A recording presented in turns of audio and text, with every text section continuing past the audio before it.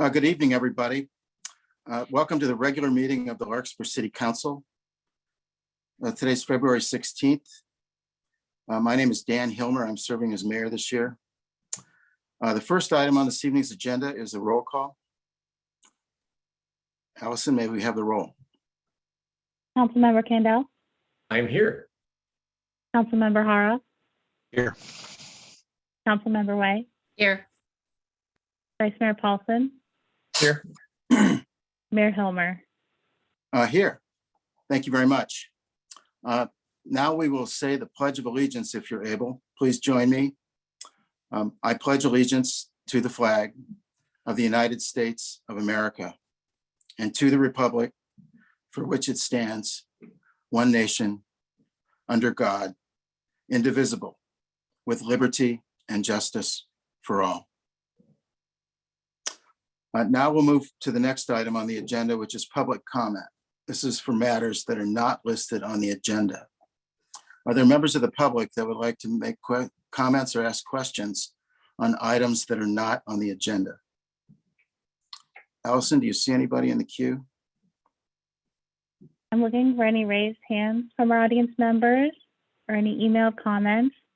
I'll note the council received one emailed public comment prior to the meeting starting. That's on the online agenda packet. And there's no further public comment. Thank you. We received and have read that public comment. Now, the next item is presentations and proclamations. We have one presentation this evening, and that is a wildfire hazards and fuels mitigation update from the Central Marin Fire Authority. May we have a introduction, please?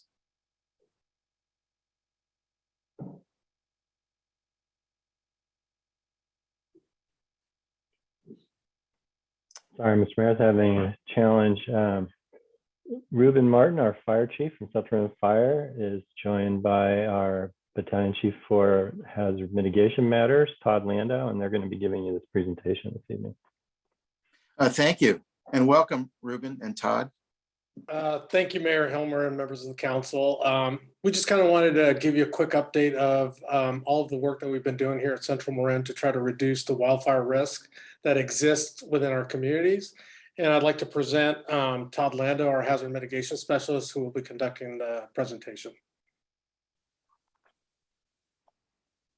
Thank you, Chief, and thanks everybody for the invitation to provide you with a presentation and update on our wildfire hazard mitigation programs. I'm going to get set up here to share a PowerPoint presentation. Give me 1 second while I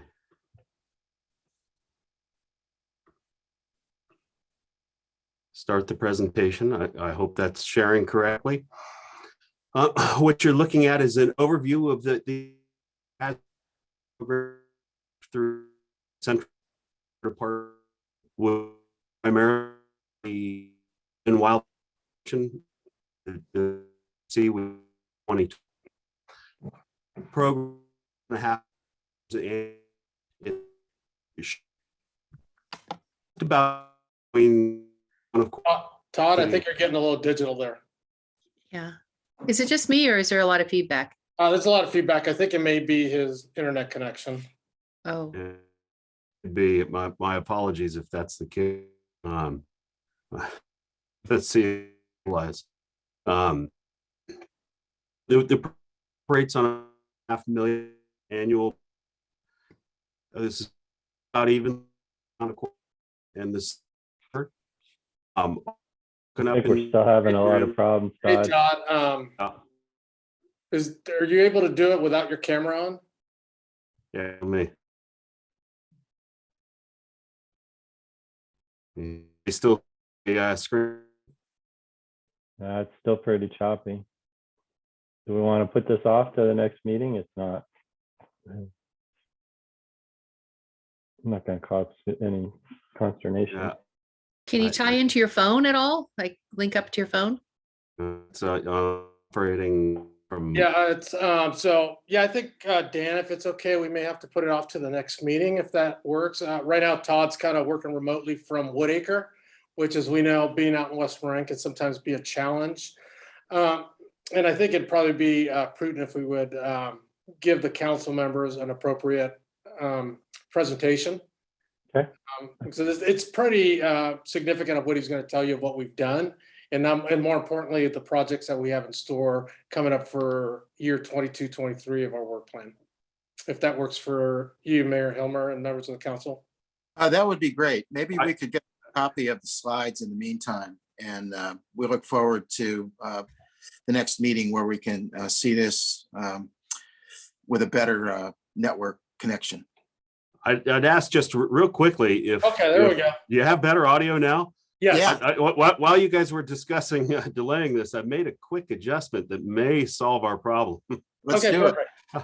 How about we give it a try? Let's go. Let's go. Yeah, we don't have to print two sets of agendas. So, all right, so we're operating from a total program budget of about $1.5 million. It's the majority of the funding is coming from the MWPA. I just a quick breakdown because I think this is of interest to you as the council. We did have a carryover that was intentional from last year that we're applying to our defensible space inspection program that I'll talk about. We received 2 grants this year.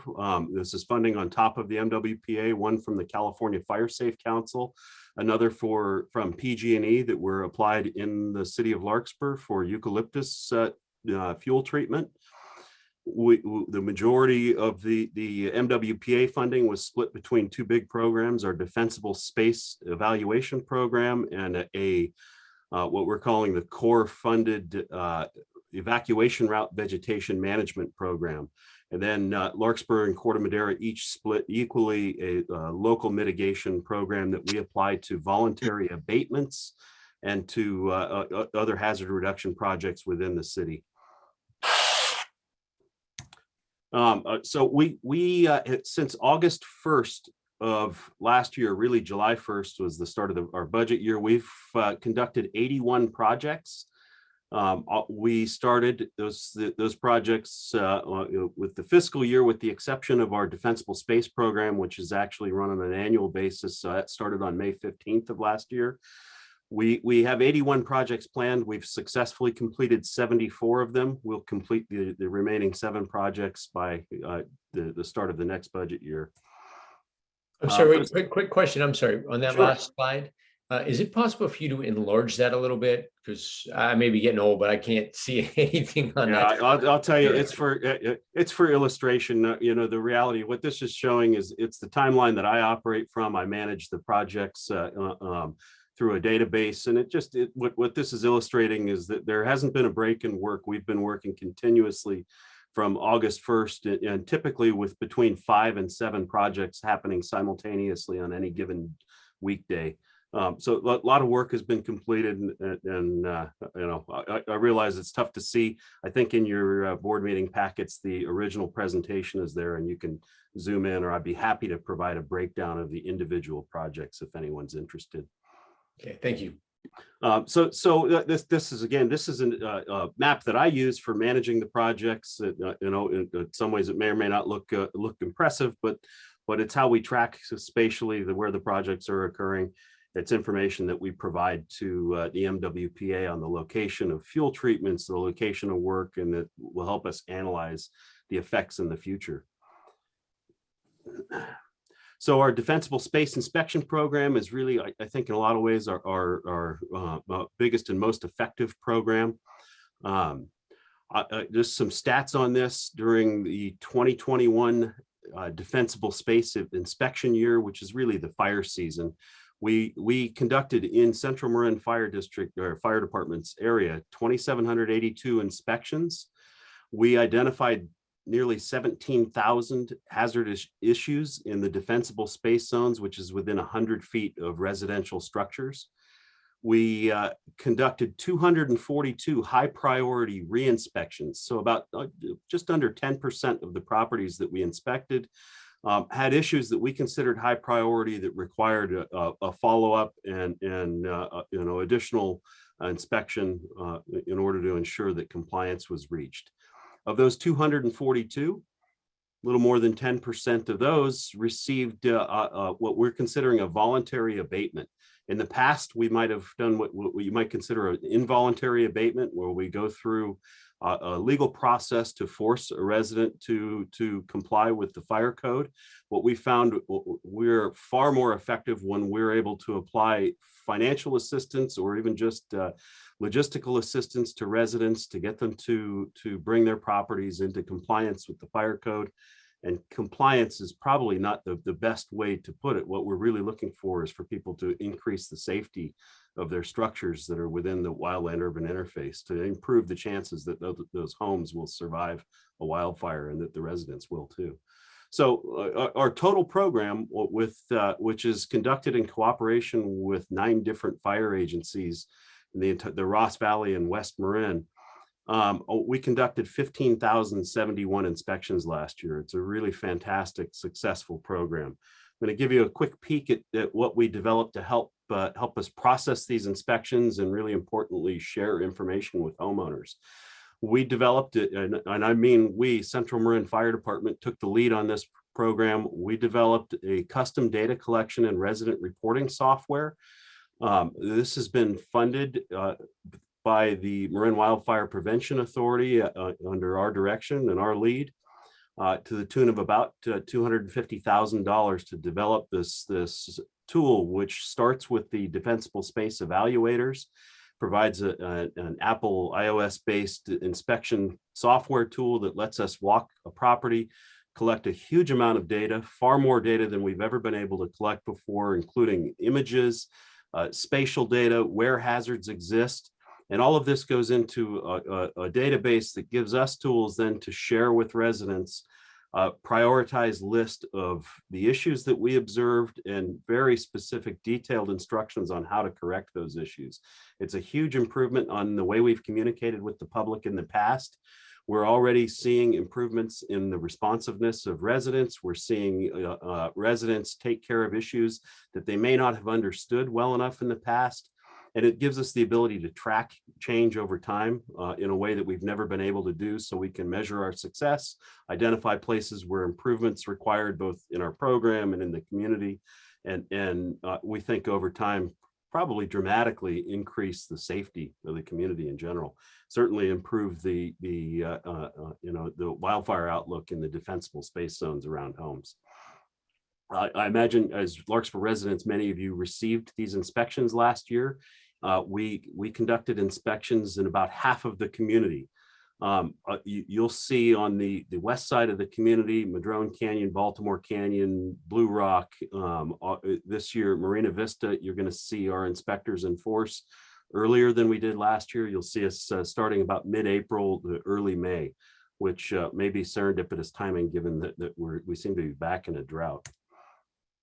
So that's our flagship program in a lot of ways, but what you may have seen even more of in the community is our vegetation management program. This is a multi-pronged effort focusing on roadside vegetation and vegetation in hazardous locations that might threaten multiple structures, might threaten evacuation of residents, might threaten entire neighborhoods in many cases. So this program, this is since August 1st. August 1st is a magic date because that's when Fish and Wildlife Service recognizes that the spotted owls and other birds have concluded their nesting season. That's when we really start en masse working on vegetation management projects. We were able to treat in Central Marin's area, so Larkspur and Corte Madera, 137 acres of land. We generated the 3,500 cubic yards of wood chips, which is about 1/12 of the total mass of the vegetation because it gets compacted. We were able to treat the vegetation alongside 7.6 miles of roadway. And I want to remind you that we were able to bring in an additional $100,000 of funding from outside of the MWPA, not provided by taxpayers in our communities, but provided by private grant and a nonprofit grant. I'm going to walk you through quickly. I'll try to wrap up in the next couple minutes here, but I want to show you some photographs of the type of work that we conducted in the city of Larkspur. This is a look at the Citron Bowl open space. This is a project that we identified and led. It's been an ongoing effort, I know, for probably more than a decade to control the acacia in the Citron Bowl. We've taken it a step farther with multiple follow-up treatments just in the last 16 months. We feel that the past practice of identifying a grant and conducting work here and then letting it go, it just hasn't worked. So what you see, that before photo was taken at the end of 2020. The after photo was taken last week. Tremendous improvement, reduction in the acacia that's growing in there. And you shouldn't expect to see that acacia grow back. We're conducting multiple follow-ups, looking for acacia, pulling the acacia when the ground is soft, and encouraging the open space district to monitor that for future acacia control. The William Bike Path, you'll see a couple photographs of this project. We've been working on this now for 2 seasons. This year we conducted a follow-up treatment which looked for the regrowth of French broom and acacia and other exotic invasive plants. This work, and all of our work, is targeting invasive fire hazardous weeds, French broom, cotoneaster. We leave intact all native plants that we encounter unless they're dead, in which case we remove them. We're really improving the health of the native plant communities and significantly reducing the fire hazard. This has been one of our targets for a long time. I know Chief Martin's had this on his radar for years, and it's a significant improvement. This is another look at an area adjacent to that. This is private property on the Elmcrest HOA owns. We were able to work with their HOA on a voluntary abatement adjacent to the bike path as well. Significant reduction, and you could just take a look at this and see the improvement in the health of the native forest community. The oaks are really thriving now that they're not competing with so many invasive plants. Another quick look at Palm Hill. Dramatic change and improvement in safety and habitat. Let's see if we can get here. So this is a project in Madrone Canyon. Dramatic reduction in the amount of dead vegetation and invasives like acacia and French broom. We removed, in this case, almost 60 tons of vegetation that had been built up over decades. This is actually a private parcel, but the city owns a conservation easement on this property. Another look just upslope and up canyon, dramatic change. That, believe it or not, these 2 photographs are taken from the same location, the same angle.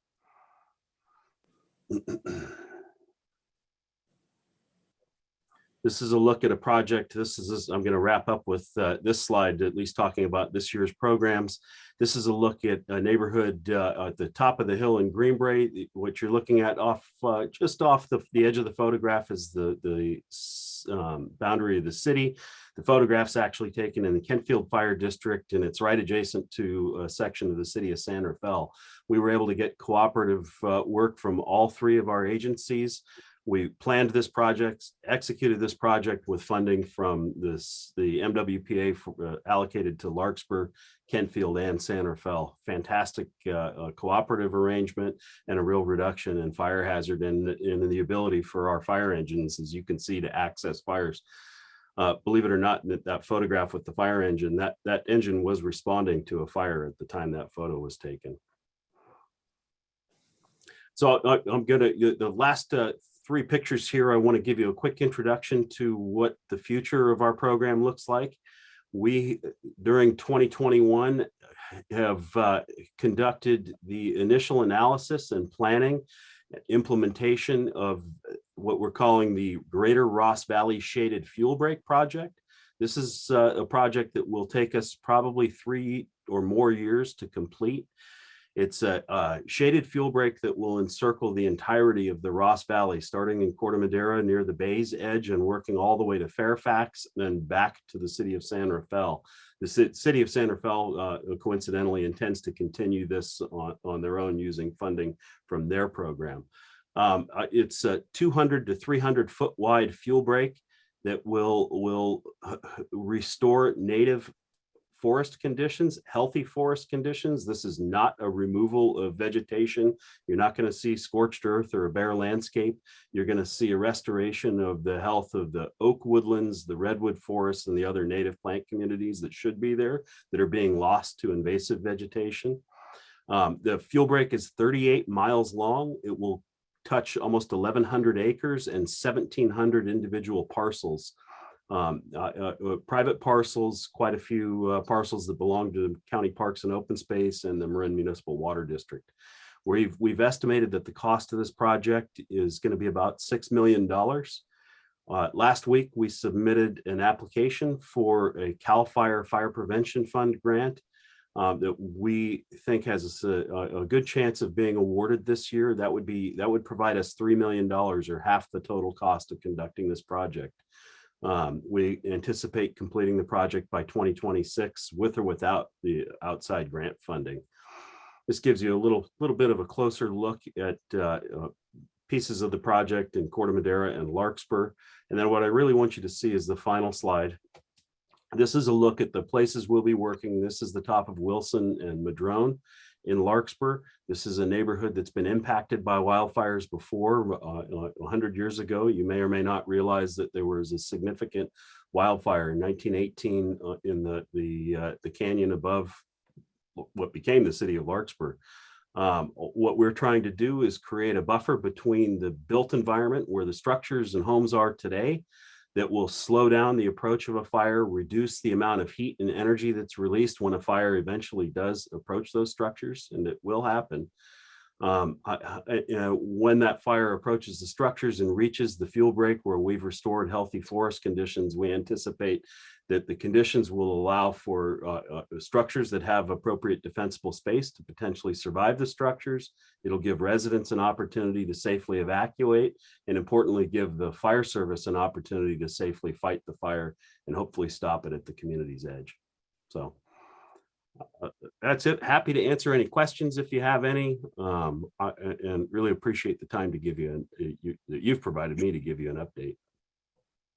Thank you very much, Todd. Thank you, Ruben. Are there questions from the council or comments?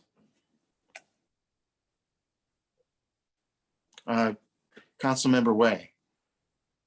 Thanks, Todd and Ruben. Of course, I've seen this at the Central Marin Fire Council meeting the other night, so it's terrific. I had two questions. One is sort of a random one, but the first one is this shaded fuel break that you're showing here in the core project. It appears that is not all fire road accessible, and this will be accessible from other means. Are they trail accessibility or roads, or how? The outline seems to be pretty dramatically in the open space. It's dramatically in the open space in certain locations. So the fuel break itself was designed with some science in mind. I understand. We're starting at the back doors of structures, working out. Much of it is difficult to access. We recognize that. We're working that into the budgets. We are engaged with Panorama Environmental Services. They're conducting the environmental review and a planning document for us to help us break this into manageable pieces and hopefully complete the project on time.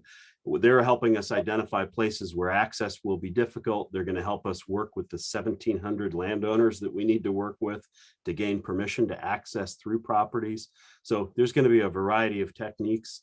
Much of it is accessible through driveways and fire roads and other locations, and some of it is going to be pretty tricky. It's going to require a lot of handwork. And lastly, sort of just out of my own curiosity, when you're not really excavating, but when you're removing foliage around things like the train tracks and things, do you ever uncover any sort of interesting artifacts?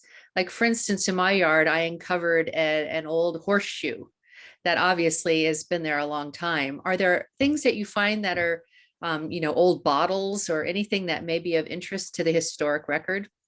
Absolutely. And I'll tell you that our contractors all go through a training with Panorama Environmental Services to help them understand how to identify potential historical archaeological artifacts, sensitive plants, identify nests. when we come across anything from an artifact to a nest or, a sensitive plant, we stop work, we flag it off. If necessary, we bring in a biologist or an archaeologist. And we have found artifacts, I'll say not in Larkspur or Central Marin, but I've personally uncovered quite a few railroad spikes doing this type of work at the other end of the valley. And I would anticipate that it's likely that the contractors will find things. If we do and the archaeologist approves, we'd certainly notify the Historical Society. Yeah, that's terrific, because I think along some of these thoroughfares, there probably were old dump sites and things that may have some interesting bottles or other artifacts that might be interesting for the community. So Sure, thank you. Absolutely. Vice Mayor Paulson. Yeah, thank you. Yeah, thank you, Todd. That was great. Just a few questions, kind of going back to the first budget number, roughly 1.2 million from MWPA. I think it's the 80% of the 1.543. Is that, MWPA providing you with cash, or does that include all the different services like Panorama and, some of their environmental consultants and so forth? So that's actually the contractual budget that we have at Central Marin Fire. That includes all of the MWPA funds. It also included the $100,000 in grant funding that we brought in this year, and it includes about $150,000 from the town of Corte Madera through their tax measure F. That's cash that comes to Central Marin Fire, from the MWPA and their contracts that we execute. That does not include any of the core funding, which is actually significantly more than $1.5 million for Larkspur and Corte Madera through the MWPA. So this is only looking at the local mitigation funding, which is roughly 40% of the total. The other 60% is carried out directly by the MWPA with our direction. Okay, so that 60% is not money, but services. They provide contractors, and like the chipper program is an example of that, right? Exactly. In our case, we're lucky, we're able to provide some of those contractors and seek reimbursement for the MWPA, which streamlines the process. But you're looking at the local mitigation numbers. Okay, great. And I'll try to be brief here, but the 81 projects that you've done, I'm curious if you know about how many were not CEQA exempt, any that required EIRs, or, what that, review process was. So all of our projects were scoped and developed to work within the bounds of CEQA. So they are all operating under one or more of the notices of exemption that we've worked on. So that means that the work has been done within 100 feet of structures or within 30 to 100 feet of the road's edge under the CEQA documents that we filed with Panorama Environmental earlier this year. The shaded fuel break that you're still looking at on your screen there, that will be conducted. The environmental review is being conducted right now, and that's under the California Vegetation Treatment Program, EIR. So that is being conducted under an EIR. The others are all exempt from CEQA, or we've filed a notice of exemption based on the scope of work. And I'd say that we're doing low impact work. In fact, probably the majority of the work we've done has involved broom pulling or manually picking up dead wood that's accumulated on the ground. We have not used masticators. We've not used any heavy equipment. There has been no soil disturbance. We have not removed any mature living trees, with the exception of a handful of eucalyptus. Native trees that we encounter receive pruning at an arborist's advice, and limbing and pruning. And when we leave an area, the forest and habitat is healthier than we found it. Great. And just can I jump in real quick? I just want to emphasize, because I don't want to get lost in that response and exchange. An exemption is the product of an environmental analysis. The way that exchange sort of occurred, that might have been missed. You don't declare an exemption and then there's no analysis. So we take that very seriously in Central Marin. Yeah, that's a key point, and thanks for bringing that up. These projects and the scope of work, the tools we use, and the locations we do the work have all been reviewed by Panorama Environmental. We have biologists look at the areas before we enter, looking for nesting birds, looking for the rare plants that I mentioned. There's a significant amount of environmental review that happens for all of our projects. Great, thank you. And two more questions. I'll try to be brief. One is on the software, the $250,000 for the the data collection system. Is that something that's being shared with the other 16 fire districts? Shared both in use and in cost? Yes, absolutely. Although we took the lead and it was our vision. I sometimes hate tooting our own horns, but I want you to know that this came from Central Marin Fire Department. All of the agencies in the MWPA shared in that cost. It was funded through the Corps. All of the agencies in Marin have now adopted the use of that software, and it's grown beyond our borders. The city of Berkeley, the city of Truckee, and now the city of Santa Rosa are all on the cusp of adopting and will be using this software this year for their inspections also. And that's one of the tenets of the MWPA. It actually said in the tax measure itself that we intended to share the product that we produce here, whether in this case, this will be the first one outside of our borders with our neighbors to improve wildfire safety throughout the state. That's terrific. Yeah. Yeah, that's great. That's really great to hear. Last question. Todd, we talked a little bit about metrics. So, for the $6 million Ross Valley at, what was it? It sounded like it was about 5,500 per acre. Is that a typical cost? Like, as I was thinking about, Measure A, my metric was $4,000 per acre to clear. Does that seem about right? It depends on the vegetation types, and there's a huge variation in the vegetation and the terrain that we'll be accessing. And the vegetation surrounding Larkspur and Corte Madera, we're talking about what we consider heavier fuels, larger diameter fuels, a bigger buildup of dead vegetation than there might be, say, in Sleepy Hollow, where it's mostly open grassland. So the reality is we look at a figure that's about $10,000 to $15,000 per acre for heavier fuels, about $5,000 an acre for broom pulling, which is a moderately difficult task, much less difficult than places where you need chainsaws or heavier heavier lifting. And then there are areas on this fuel break in that 1,100 acres that we intend to treat that frankly don't need any treatment. There are grasslands that have already been grazed for several years or that are maintained, and some of the habitat in the area is already intact and healthy and just naturally meets what we consider the sort of the native conditions or the fire resistant conditions. So we don't intend to actually treat all 1,100 acres. It's probably about 700 acres of treatment that we'll be doing under a variety of different techniques. So you're right, the average, if we average it out, about 5,500 an acre, but it's with a huge amount of variation. Okay, great. Thank you very much. Thank you. Are there other council members that have questions?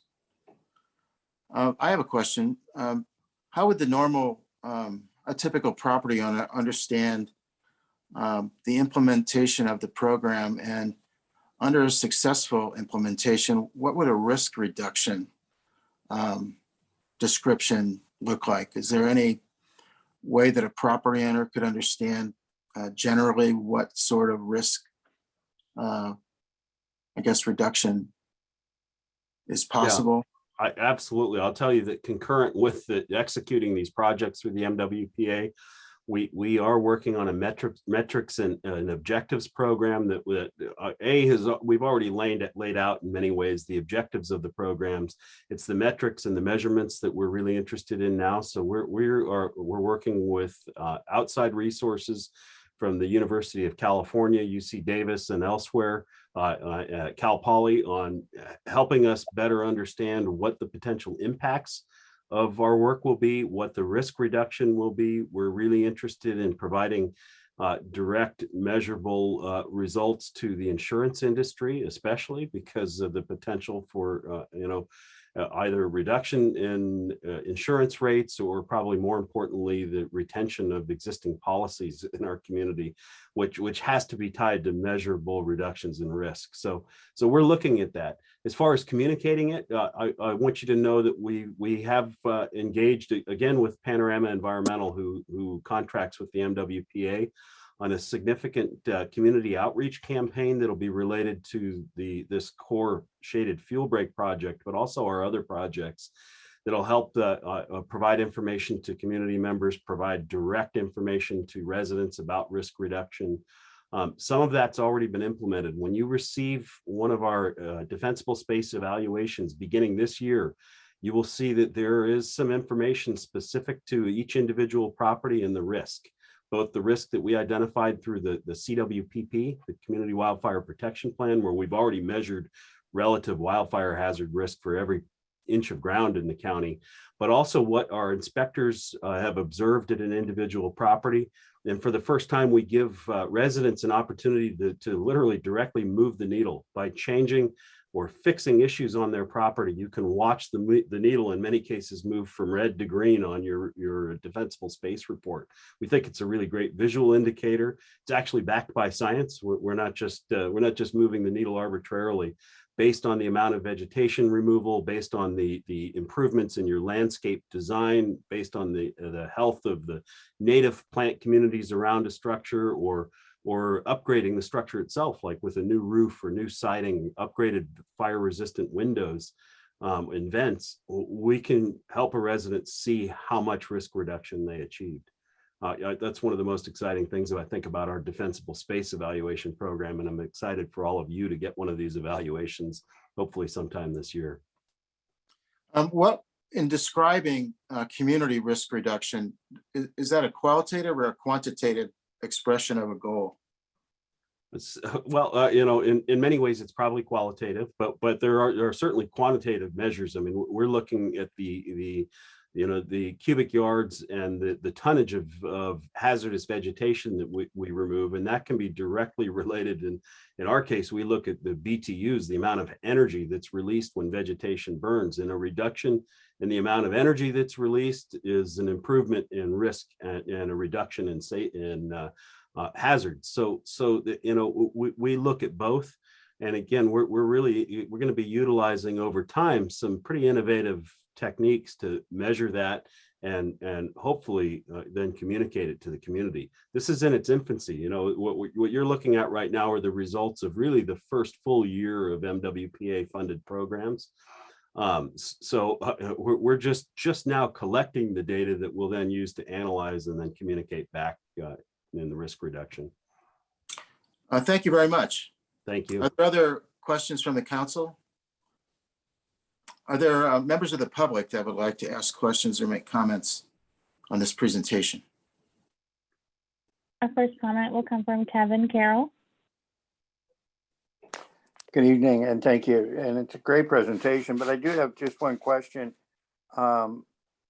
If department personnel are going to be accompanying the contractors or inspecting it, or the contractors themselves, will they at all be looking at the PG&E transmission lines that cross this fuel break and checking them for any safety problems that might come up?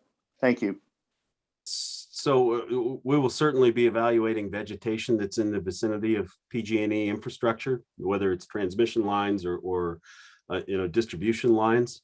That said, I will say you may have seen an uptick. PG&E has crews actively working every day in our community, so they're really doing a pretty fantastic job right now of risk reduction around their own facilities. That said, you're absolutely right. We will look at that, and if we see hazards, we will call them out and either approach PG&E or approach the landowner, because PG&E doesn't tend to actually own the vegetation that threatens their facilities.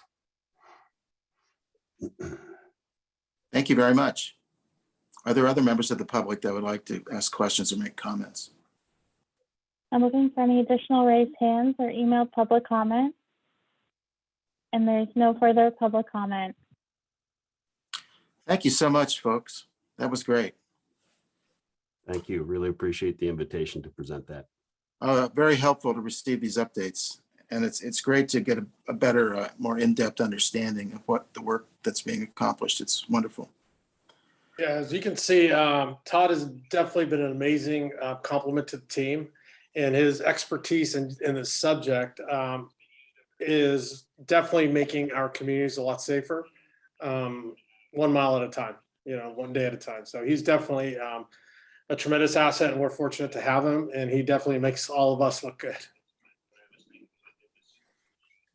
To the mayor, I'd just like to say, I mean, this is really an example of the collaboration that can happen between departments and between cities when we work together to share services, and we get a more robust service level that happens when we share services and when we get the quality individuals because they're wanting to work for an agency that has this amount of funding and this amount of collaboration and cooperation. So just put a plug in for shared services, because this is what we get. We get a lot more value for our community.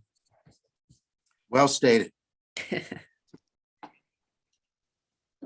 Are there other council member comments on this item this evening? If not, we'll move on to the next item on the agenda. Thank you very much, Todd and Ruben. We'll look forward to seeing you soon. The next item is approval of the consent calendar. Are there items on the consent calendar that members of the council would like to remove for further discussion?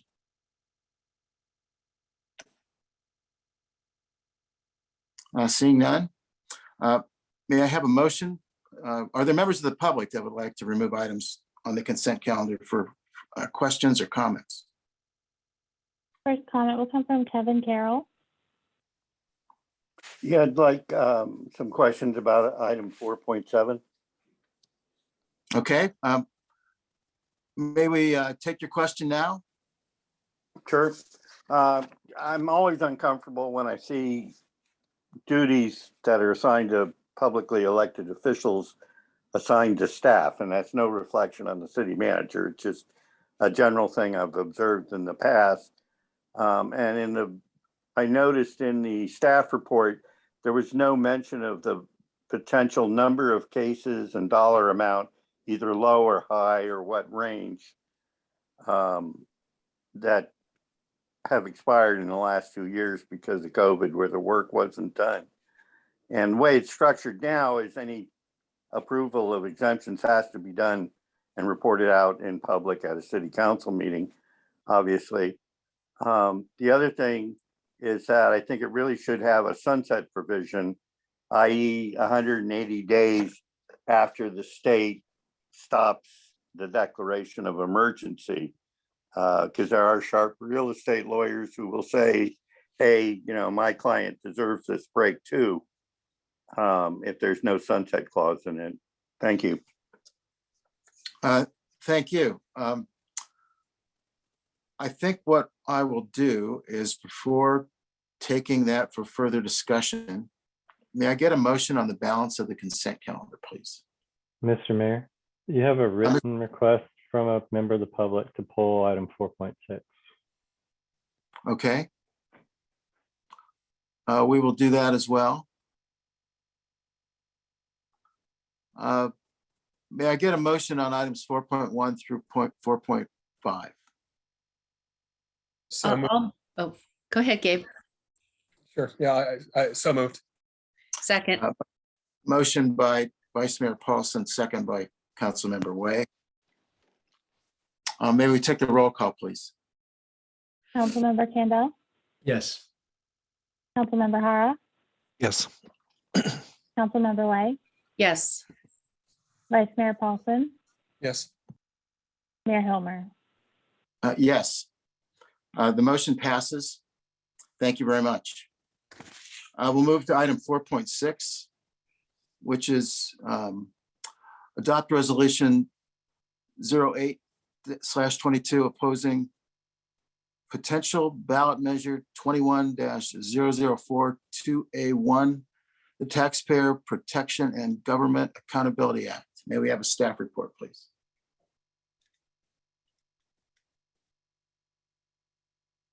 Can folks hear me? Hi, Shannon. Good evening, Mr. Mayor, members of the City Council and community members maybe listening in or viewing this from the future if it's a recording. My name is Shannon O'Hare. I'm the assistant to the city manager. Brief staff report this evening. Staff in the city has a long-standing practice of opposing proposed legislation that erodes local control, and this is certainly one of those measures. there are a number of things that the League of California Cities in their analysis found concerning and disturbing, and asked their members to consider adopting a resolution of opposition, and staff took a look over both the proposed measures and the League's analysis and concurred. I'll give the Cliff Note bullet point overview of this. There's attachment number 3 in the staff report for folks who may be interested, as well as the measure in its full text for people who really would like to dive in. Going over both the text of the measure and then the opposition. A few of the things that are most concerning is that it takes a number of longstanding practices that require a more or less straightforward public process to adopt fees, and ask the community to adopt new revenue measures, as well as, very concerningly, impose fees for violations of the law on corporations and property owners, and will move that process to something that would be arduous and very difficult to accomplish. So with that, that concludes my staff report, and I'm happy to take any questions. Are there council members that have questions of Shannon on this item? I don't have a question. I just want to back up what the assistant to the city manager, Shannon O'Hare, said. I attended the North Bay division of the League of California Cities, and the president of this year, Cindy Silva, who is a council member from Walnut Creek, she was adamantly speaking about how important it is that we oppose this legislation, and that this was the first time in her experience that the entire board, which I believe is between 23 and 25 members, were unanimous in opposition. So I thought it was very important that we continue to support the league in this matter. And I just wanted to bring that forward because that was the first time I had actually heard such a vocal opposition to a potential ballot measure. Other council members? Are there members of the public that would like to ask questions or make comments on this item? I'm looking for any raised hands from our audience members or email comments. I will note that we have And one there's no public comment. We have a Thank written you. public comments that was sent in earlier from Laura Effel, I think. Okay, are there any council discussion? If not, I'll ask for a motion.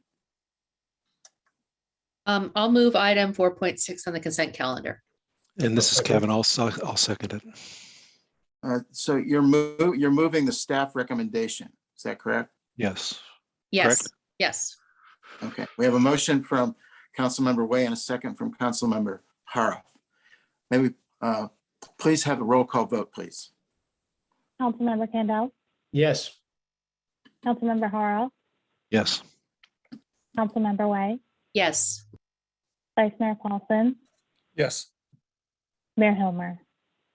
Yes, the motion passes. Thank you very much. We'll move to item 4.7. This is adopting resolution 909-22, delegating authority to the city manager to waive fees to renew expired permits when it can be demonstrated that the COVID-19 pandemic significantly contributed to the expiration. We had a brief discussion earlier. Is there anything further that the staff would like to add to this item in terms of information? I'd only add, Mr. Mayor, because we don't bring you the request to delegate this particular authority very often, but in this case, absent delegating it, in the rare event that anyone else petitions that they experienced a health problem of the magnitude of this particular petitioner, my personal viewpoint is that that's not really something that ought to be posted on agendas of public meetings, if at all possible. People shouldn't have to talk about extenuating health circumstances in the public eye in order to be forgiven in a circumstance like this. And I would ask for your trust in myself and whoever I might also designate to evaluate the situation, that we can handle it. All right, thank you for that additional information. Are there council members that would have questions or comments on this item? Members of the public, are there any further questions or comments on this item? I'm looking for any raised hands or email comments. And there's no public comment. All right, I'll bring it back to the council. I'll look for a motion on this item, please. I'll move item 4.7 on the consent calendar. I'll second it. All right, this is a motion to adopt resolution 09/22. May we have a roll call vote, please? Councilmember Kendall, Yes. Councilmember Hara, Yes. Councilmember Way, Yes. Vice Mayor Paulson, Yes. Mayor Hilmer. Yes, the motion passes. Thank you very much. The next agenda item is the city manager's oral report. Thank you, Mr. Mayor, council members. I thought I would take a minute to sort of acknowledge and remind the community. We've created quite a construction area all throughout Larkspur right now. And it certainly would always be our hope that we could space out our significant projects so that only one at a time is impacting the community. And unfortunately, the nature of the way each of these projects is being funded or the areas that they're impacting necessitate that they all be taking place at the same time. So we are wrapping up the Bon Air Bridge as quickly as possible with the goal of being able to complete that project later this year. And we are on target to do so. And in fact, if you've been over the bridge, you notice that they've made the final major switch of traffic recently. So we are getting very close. Thank you to everybody for all their patience in driving through that area on a daily basis. We have a project in the downtown, and anybody who's been in the downtown knows it's pretty disrupted right now. We selected this window of time after consulting with the merchants about what would be the least impactful window that we could do this project. We didn't promise no impact. We just asked when was the least impactful period. But if you've had a chance to walk that area, this construction crew is doing above average job. They're doing a wonderful job, in my opinion, in terms of having their foremen be available. They're being sensitive as they can to keeping businesses open and allowing access. From time to time, they can't always accommodate everybody's request. We just ask your patience as we work our way through it. I hope folks have had a chance to be up near St. Pat's and see what the new concrete looks like. That's what the entire stretch is going to look like. And there's just something invigorating about seeing all of that new material. And I think once the road's completed, people are going to be really happy. And then lastly, we had to work with PG&E to identify a construction window for them that fit their schedule. And that's why you see construction out on Doherty. That's to underground all the electric wires that are remaining still on Doherty. It's a significant project that the city's been aspiring to do for several years. And this is when the window opened up where we could get PG&E's cooperation, and there's a lot of PG&E funding involved.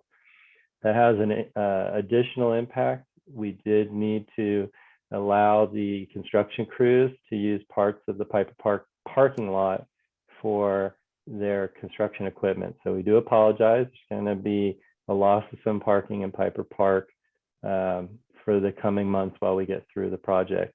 Again, they're already moving at a good clip, and we have folks out at the site. So if people have concerns, let us know, and we'll try to answer their questions.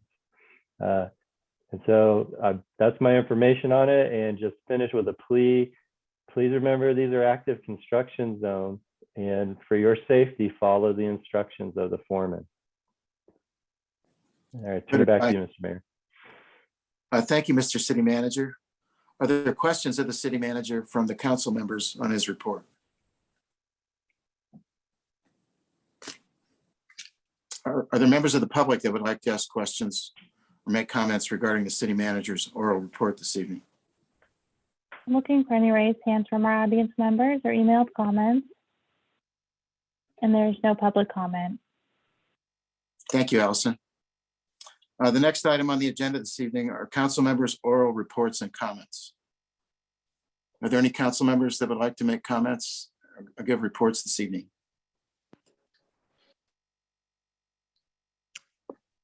I don't see any. Yes, you do. Vice Mayor? Okay, Hands up. Councilmember Haroff. Oh, yes, well, I was going to put my hand up too, but I did see Vice Mayor having his hand up if he'd like to go Okay. before me.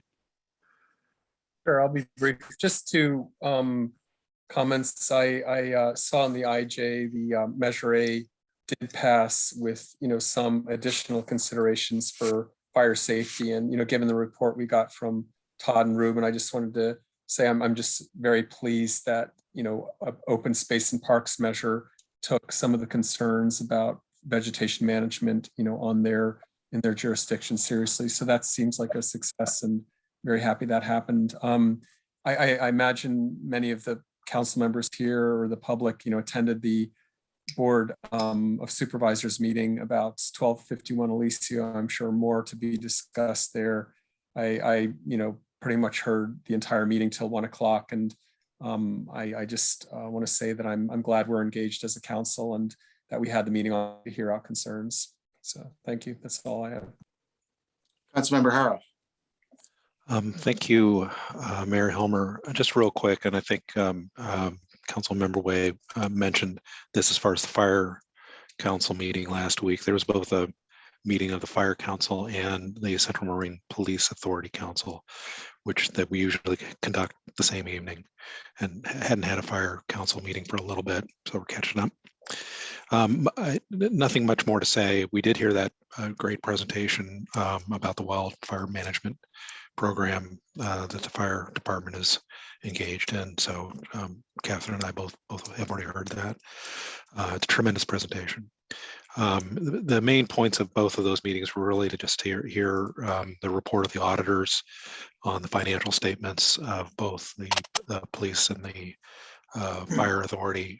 And we were pleased to hear that in each case, the auditors gave a clean report, meaning no material discrepancies in the financial accounts that they were reviewed. So it's always good to hear when sister agencies that we're involved with have good audit reports. We always get them, and it's just good to have.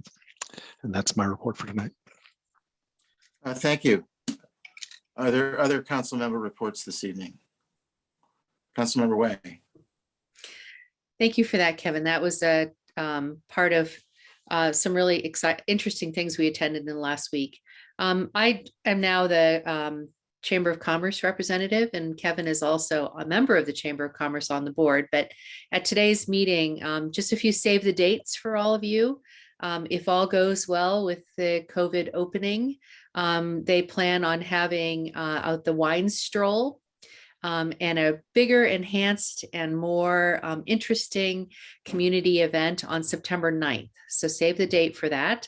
And also, this is the 70th anniversary of the Bon Air Shopping Center. And the Schultz family and their community will be having a Bon Air birthday celebration on May 7th, which will be a pretty big community-wide celebration there. So a lot of this is involved with the Chamber. And I think it's an exciting time that the Chamber is getting a lot more exposure and membership. So save the dates for those two and keep your fingers crossed that we don't get another variant that causes us to not have in-person gatherings. Thank you, Catherine. Any reports tonight, Scott? No, nothing from me, sir. All right. I have one regarding the Ross Valley Paramedic Authority. Last night, we had a meeting which proposed taking bond measure language to the individual cities and towns for their inclusion in either a June or a November election this year for a rate increase. And I wanted to ask the city manager, I guess, whether tonight or the next meeting, if he could give us a brief update on where Larkspur landed. I'm assuming we're going to put it on the November election. Is that right? You're going to be asked If we should choose to do so. on March 2nd. Our intention is to ask the council if you would like to place it on the June ballot. Oh. You can certainly choose not to do that. But that is currently what we were planning to bring forward. Okay. That's helpful. I have a question for you, but I'll ask it offline. Thank you very much. That's my report this evening. If there are no other reports, we have no public hearings this evening. We have 2 business items. The first is a mid-year budget review. May we have a staff report, please? Mr. Mayor, I'd like to ask if it would be all right to reorder the agenda and take up item 8.2. I think actually that report will then inform a component of item 8.1. If there are no objections, I think that's a fine approach. Okay, thank you. So item 8.2 is to update you on the Building Forward Library Infrastructure Grant. This is a grant we've been talking about with increasing optimism and enthusiasm. The state has announced over $450 million in grant monies are available to libraries. And we've been telling you with some consternation that they've been promising guidelines and not delivering. Well, they finally published the guidelines. And so your team has been pouring through them to understand the parameters of the grant, what we'd be asking for, what we're potentially eligible for.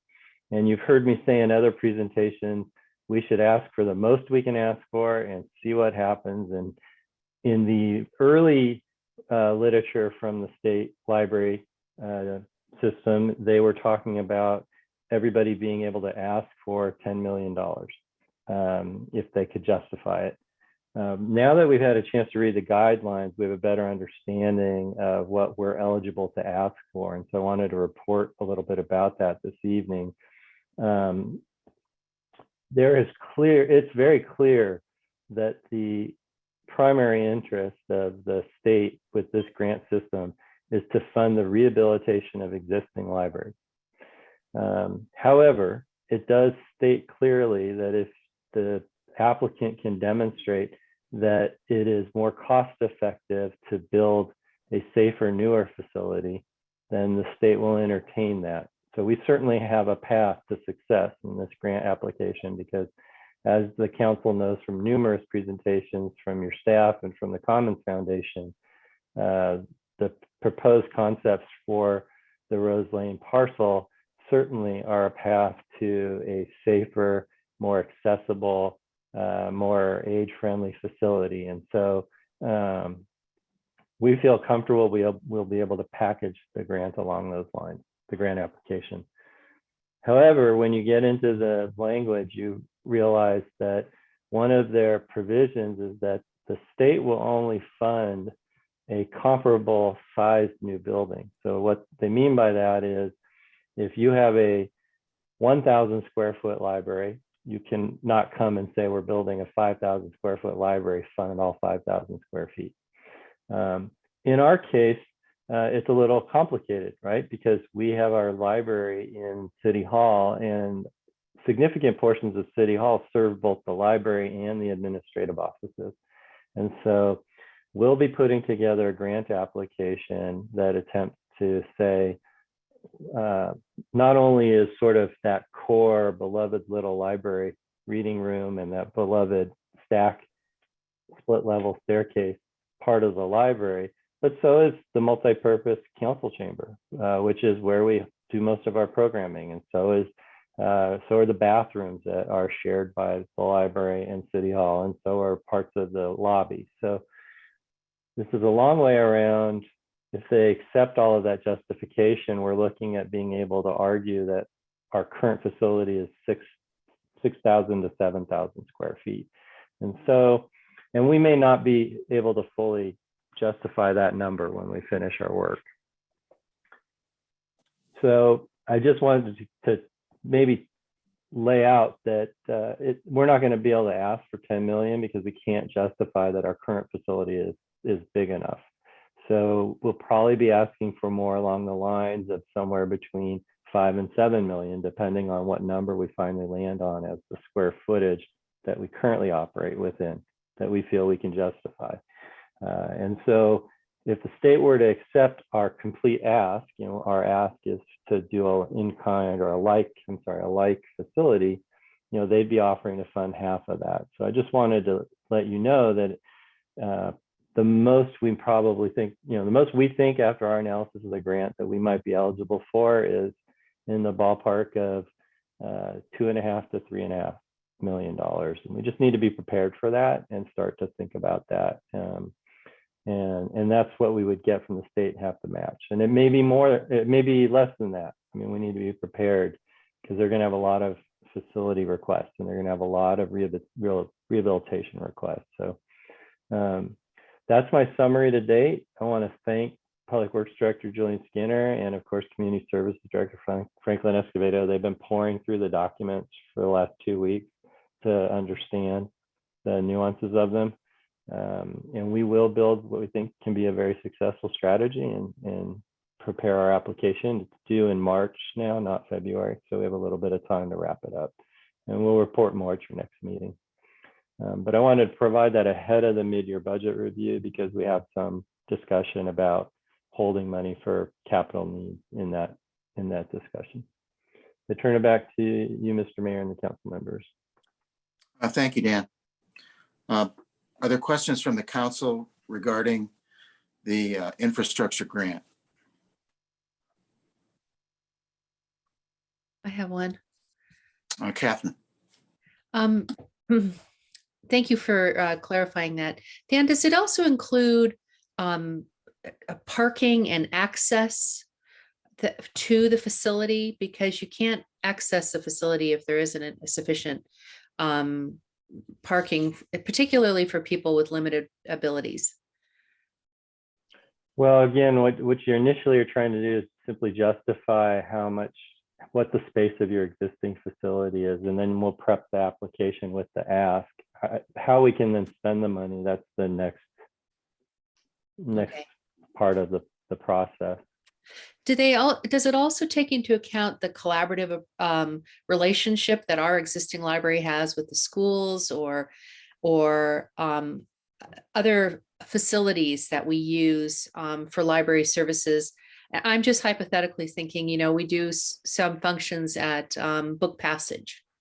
Yeah, I definitely don't want to put a big target on private collaboration because Okay. I don't know that would be good. And I don't want to get too deep in the weeds on this application tonight. But your question is really very interesting because one of the things that Mr. Escobedo pointed out is that in previous grant application periods of this nature, collaboration with schools has been the path to success for getting the grant. And there's almost nothing about that in the guidelines. So, which sort of makes sense when you realize their number one priority is the rehabilitation of existing libraries and not necessarily the construction of new libraries. And past grants have put a heavy emphasis on the construction of new libraries that will help serve school populations. Yeah, that was my next question, because one of the, discussions is the ability to collaborate with all the schools that are within bicycle and walking distance of our community library. I mean, Hall Middle School being directly across the street. It doesn't mean we won't mention it. It just means it doesn't look like it's going to score us a lot of points in the evaluation process. Okay. Thank you. Other council members with questions regarding the infrastructure grant? Are there members of the public that would like to ask questions and make comments on this item?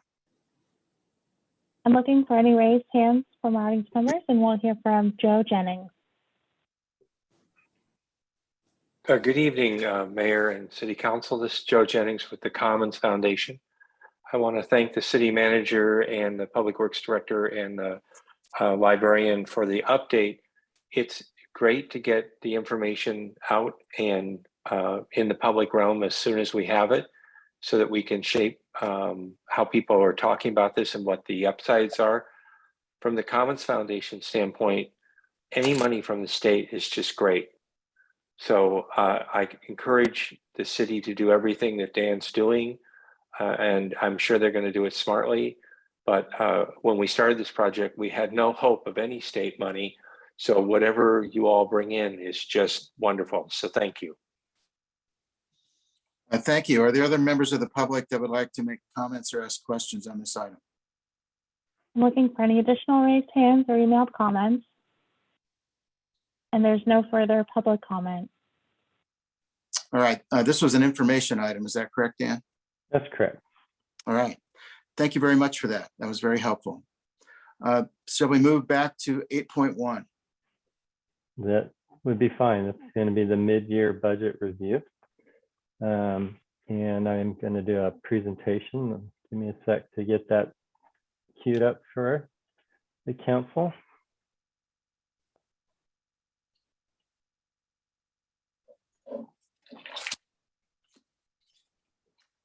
Okay, hopefully you're seeing my slide presentation on the screen.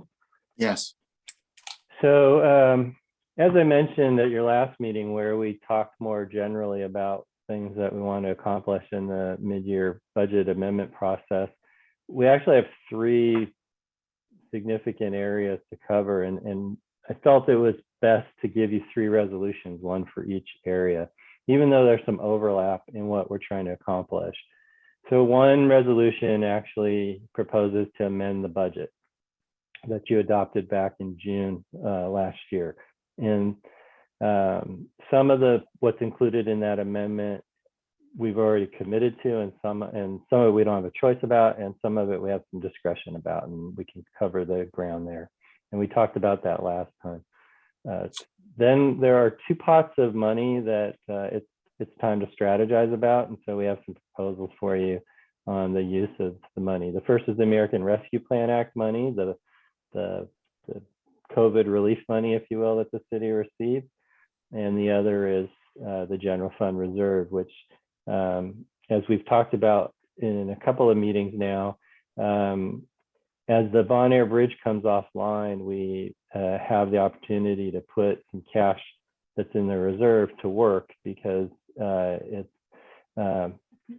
been there in part so that we could pay for bills as we went through the rehabilitation of 3 bridges, not just the Bon Air Bridge, but we've had this strategy of sort of building up cash, dating all the way back to when we prevailed in our lawsuit about the Bon Air Bridge, and then we had to work on the historical Alexander Bridge and the bridge on Doherty Drive. So now that all 3 of those bridges are going to be done, there's some possibilities to free up some of the general fund reserve.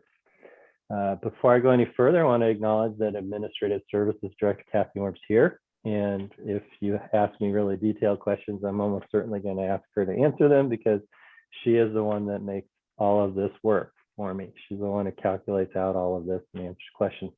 And she was able to spend the time since your last meeting where I gave you very broad estimations, and she refined them into specific numbers that you could consider for adoption tonight. So with that, let me get the presentation going here. Okay, so a reminder, I mentioned this last time, revenue, sales tax, property tax, and property taxes are bread and butter. They're doing a little better than expected, but we had what we believe were fairly accurate projections in both those categories. Where we're really pleased is that transfer tax. That's the one-time tax we get when a property changes hands. And then transit occupancy tax, which is hotel tax. They both are done much better than we thought they would do. There's been a lot of property that's changed hands. And so as a result, we've gotten a nice influx of that one-time money.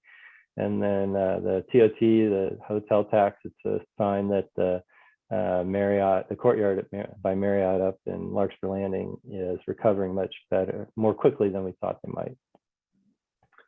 So that revenue looks like it's on pace to offset the budget, the adopted deficit in the budget.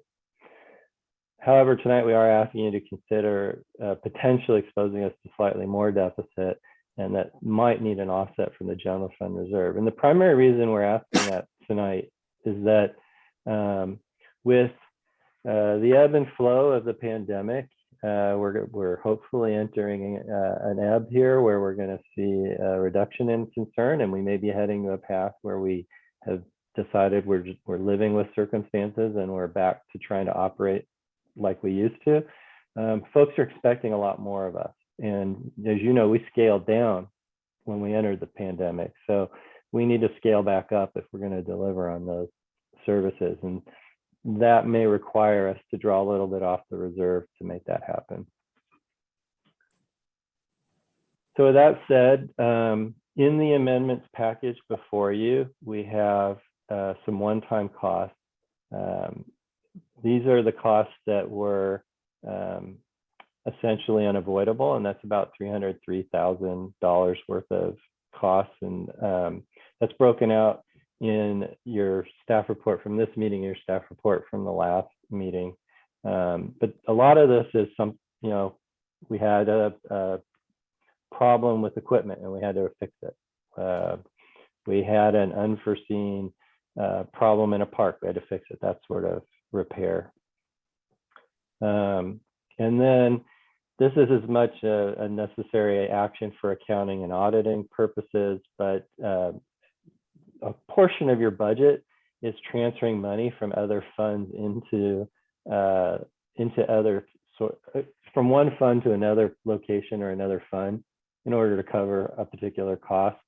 And so as part of amending the budget, we are proposing a number of transfers that would take money from the general fund to fund different CIP items. So we're disclosing that here. That's something we do as a normal course of business. It's often something we don't focus on. There are two structural changes to be aware of in the amendments we're proposing. So these are, by structural, we mean changes that have implications for the ongoing budget. The first one you can't really do anything about, and that's our insurance pool that we belong to has assigned us about $42,000 in adjustments. And that is because premiums essentially came in higher than expected. And we talked about this quite a bit. We are suffering from being in California. We are suffering from an era when lawsuits against city governments and against police in particular are running high. We're suffering from the fact that we're in a high fire danger area. All of our insurance costs are going up. Where this is more of a discretionary discussion is with the staffing adjustments that we're proposing as part of this amendment. Back in August, you actually gave me authorization to hire a chief building official, and it's always been my intent to seek one out upon the hire of a new community development director, because that's who this person would be reporting to.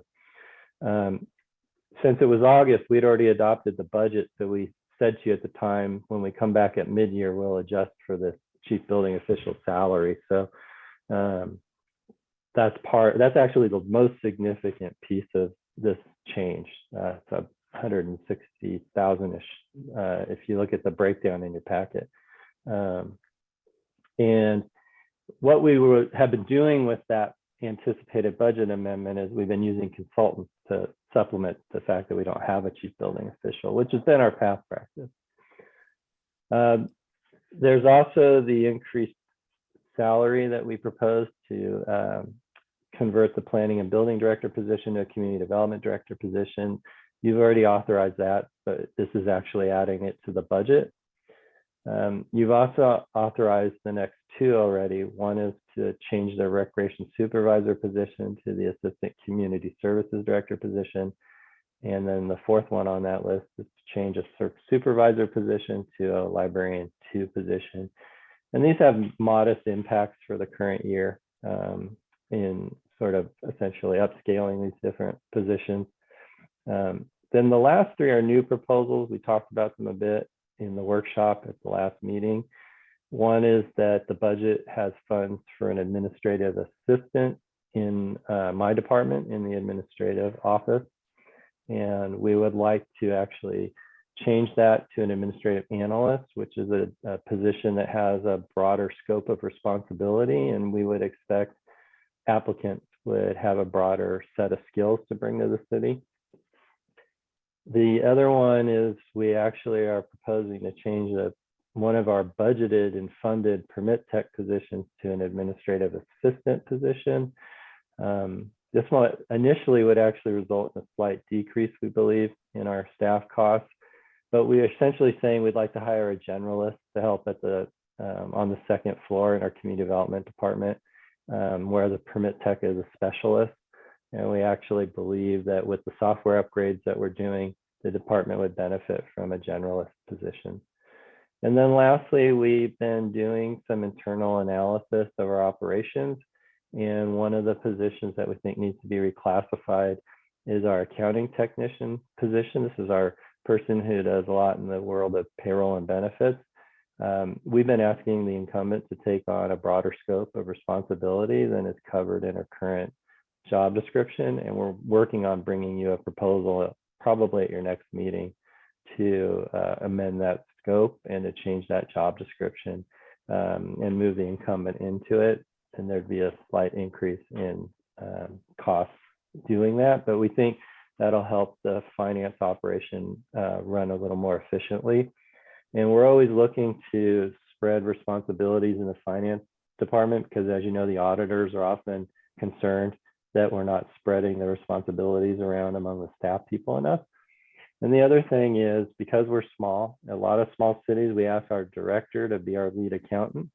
And we'd like to slowly move away from that so that our director can be a director and be working on some of the higher level needs of the city in terms of budgeting and forecasting, and the day-to-day accounting can be passed to these other employees. So that's part of that strategy. So before I move on, those cover the 4 bullets of changes in the that we're proposing in the budget. And I'll pause if there's any questions about that before I talk about the one-time money. Wow, this is as dramatic a staffing adjustment as I've seen in quite a while. Well, it really reflects trying to come back from staffing down for the pandemic. No, I recognize the need to do these things. And are there questions from the council regarding the information presented thus far by the city manager? So that's resolution 1022. That's what's contained in that Yes. resolution. Okay. Yeah. Just looking at the 3 different ones. All right. So Looking for raised hands. I don't see, are there council members that have questions? well, and for folks who weren't able to attend our last meeting, we covered a lot of this in detail there. So it may not be, it may be as we get into the meat of the one-time expenditures that we may find there's more discussion. All right, let's move forward. Okay. So again, we have a lot of one-time money to discuss, and we're first going to talk about the American Rescue Plan Act. We received over 2.9 million from the federal government. We've only received half of it already. We had a check for half of it. We'll get a check for the other half later this year. So in addition to proposing some things this evening, I want to let you know, as a rule, Kathy and I don't like to spend cash we don't actually have. So we in terms of money from the American Rescue Plan, we're not going to bring you any expenditures beyond the payment that they've given us already. So until we get the second payment, we won't bring you a fleshed out plan for the balance of it. But with that said, we've put together a list of uses that fall into two categories that are promoted within the language and guidelines of the Act. The Act talks quite a bit about investment in infrastructure that's responding to change in climate or potential natural disaster related to climate. And under that, your stormwater management system or your storm drain system is one of the pieces of infrastructure that's given a lot of discussion. As the council knows, our overall need to invest in our storm drain system is somewhere between 20 and 30 million. And we are doing an analysis now to find out what exactly that number is. So even if we spent every dollar the federal government gave us, we're just scratching the surface of dealing with our need. That said, we have a number of repairs and proposals that we think should move ahead. And those are the first 4 bullets on the list. We incurred some storm drain repair costs on October 24th of last year from a weather incident on that date. And so we're proposing that we essentially compensate the general fund with money from the Rescue Plan Act. I put a caveat there that I'll remind the council from the last presentation. We are applying for FEMA reimbursement for that $60,000, and then if that were approved, we'd put this rescue plan money back to work somewhere else in the storm drain system. There's an urgent need to deal with a storm drain repair at the Larkspur Plaza condominium development, very near Doherty Drive. And so that's something that we've prioritized. We have a number of pump stations that are in various degrees of, I won't say failure, but getting close. We need to fix them now so they don't fail. And so that's a big expenditure that we would propose to tackle right away. And then Parkway, the storm drain is absent till we have the full analysis. We feel confident will be one of the highest rated concerns within the storm drain system and should be addressed as soon as possible. So we propose that, and there's some also liability concerns there we want to close the loop on. So we've put that one on the list to be funded right away. So those are the 4 storm drain items that if you act tonight and give us the authorization, we're going to push go internally to do the design work and get out to bid as soon as possible. Then we have 2 staffing items that we've put on. The first is the Act talks about, as a matter of retention and recognition, that the Rescue Act money can be used to repay employees who suffered a loss of personal income through furloughs or payroll reductions, paycheck reductions, which is something we implemented. And so we're proposing to restore those to our employees. Until we run the payroll, getting you that exact dollar is uncertain, but it's not going to exceed 250,000. So that's the one item left here that's more of an estimate.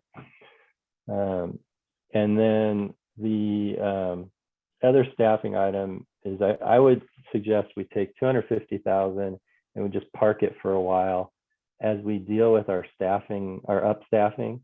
If we start to run into trouble where we don't want to dip into the general fund reserve, we would have a little bit of money left from the Rescue Plan Act, because it's explicit in the Act that if you need to staff back up after the pandemic, you can use the money to help you do that.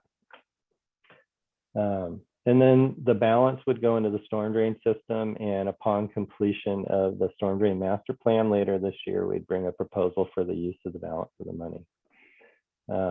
That master plan has been delayed slightly because it's one of these things you just can't anticipate. So we've been working in partnership with the Ross Valley Sanitary District to send cameras into all of our storm drains so we can evaluate them. To do that, you have to flush the storm drain with water before you send the camera through. And with the drought conditions, we haven't had water available to flush the system. So we're discussing when we'll be able to flush the system with MMWD so that we can complete our work there. And I'll pause now. I see there's a hand up, Mr. Mayor. Catherine, did you have any questions? Yes, I just to clarify something for me, you have on Exhibit A on 1022, you have staffing adjustments of 205,601. So, and then there is on Resolution 1122, there's a lump sum payment to affected employees of $250,000. Can just explain to me the difference between those two? One is to bring them back up to where they were before we did our COVID layoffs? No, I apologize. So the 205,000 Yes, staffing That- adjustments. That is to either give current employees promotions in recognition that they're going to take on new duties or Okay. expanded duties. And it's to hire a chief building official, which isn't in the budget at the moment. Okay, So by staffing up, that's what I mean, increasing staffing levels. What you're seeing on this slide is, this is money we essentially asked our employees to sacrifice during the early days of the pandemic, yes. but through means of furlough or pay cut. And I'm asking for permission to take a piece of the Rescue Act money and essentially restore that lost compensation. And then you have in the footnote that some affected employees may have left the organization. Are they? That's why I'm having trouble Right. giving you an actual number that we're going to spend. They wouldn't be eligible. We They don't wouldn't go be eligible. back. Okay. No. So.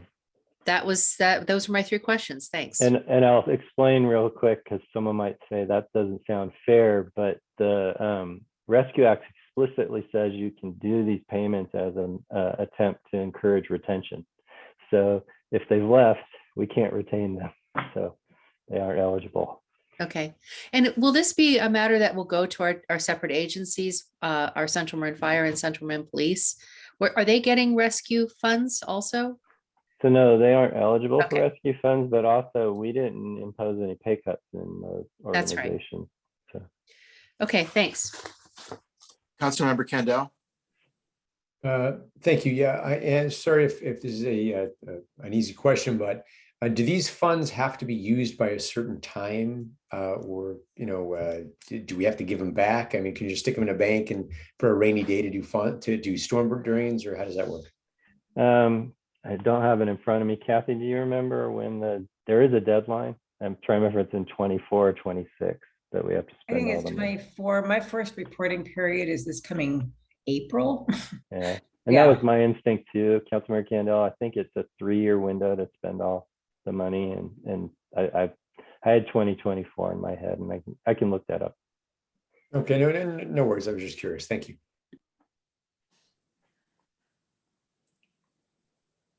Other Vice Mayor Paulson. Great. Thank you, Mayor. Dan, just a quick question on the projects. I'm looking at the 2019 storm drain master plan, and it's encouraging to see the various parkway and plaza wall projects. Those were the 6 highest priority being addressed. One is also the Redwood Highway at Industrial Way. I'm wondering if you can comment on that. Is that considered to be one of the priorities with the ARPA money, or is that just not as high priority now? So no, what I asked Julian Skinner, the Public Works Director, to do is identify ones that are of high priority as of his knowledge in today, and he can actually get done given everything else that's going on right now. Yeah, and so these are the 4 needs that are at the top of his list. I fully anticipate that things that were high on the list in the 2019 document are still going to be high on the list when we complete the new master plan, and will be part of his recommendation for use of the 1.8 million that's there, including Redwood and Industrial. But we have time. We really want to get these videos done, because we may be surprised, and things that we didn't think were a concern, right? I'll give you a layman's understanding of it here. We have parts of our system that we know are completely functioning so that water moves where it's supposed to. But when you run a camera through, you realize the pipe's actually gone, and it's basically earth isn't collapsing. And that's the only thing that's working. So the storm drain isn't actually a storm drain anymore. It's a tunnel in the earth that is fortunately not collapsing. So when we find those, we freak out and we say, we're going to fix that right away. And it may inform the study better than we had it before. And just one other question. What is the likelihood of MMWD flushing that water, or what does it depend on?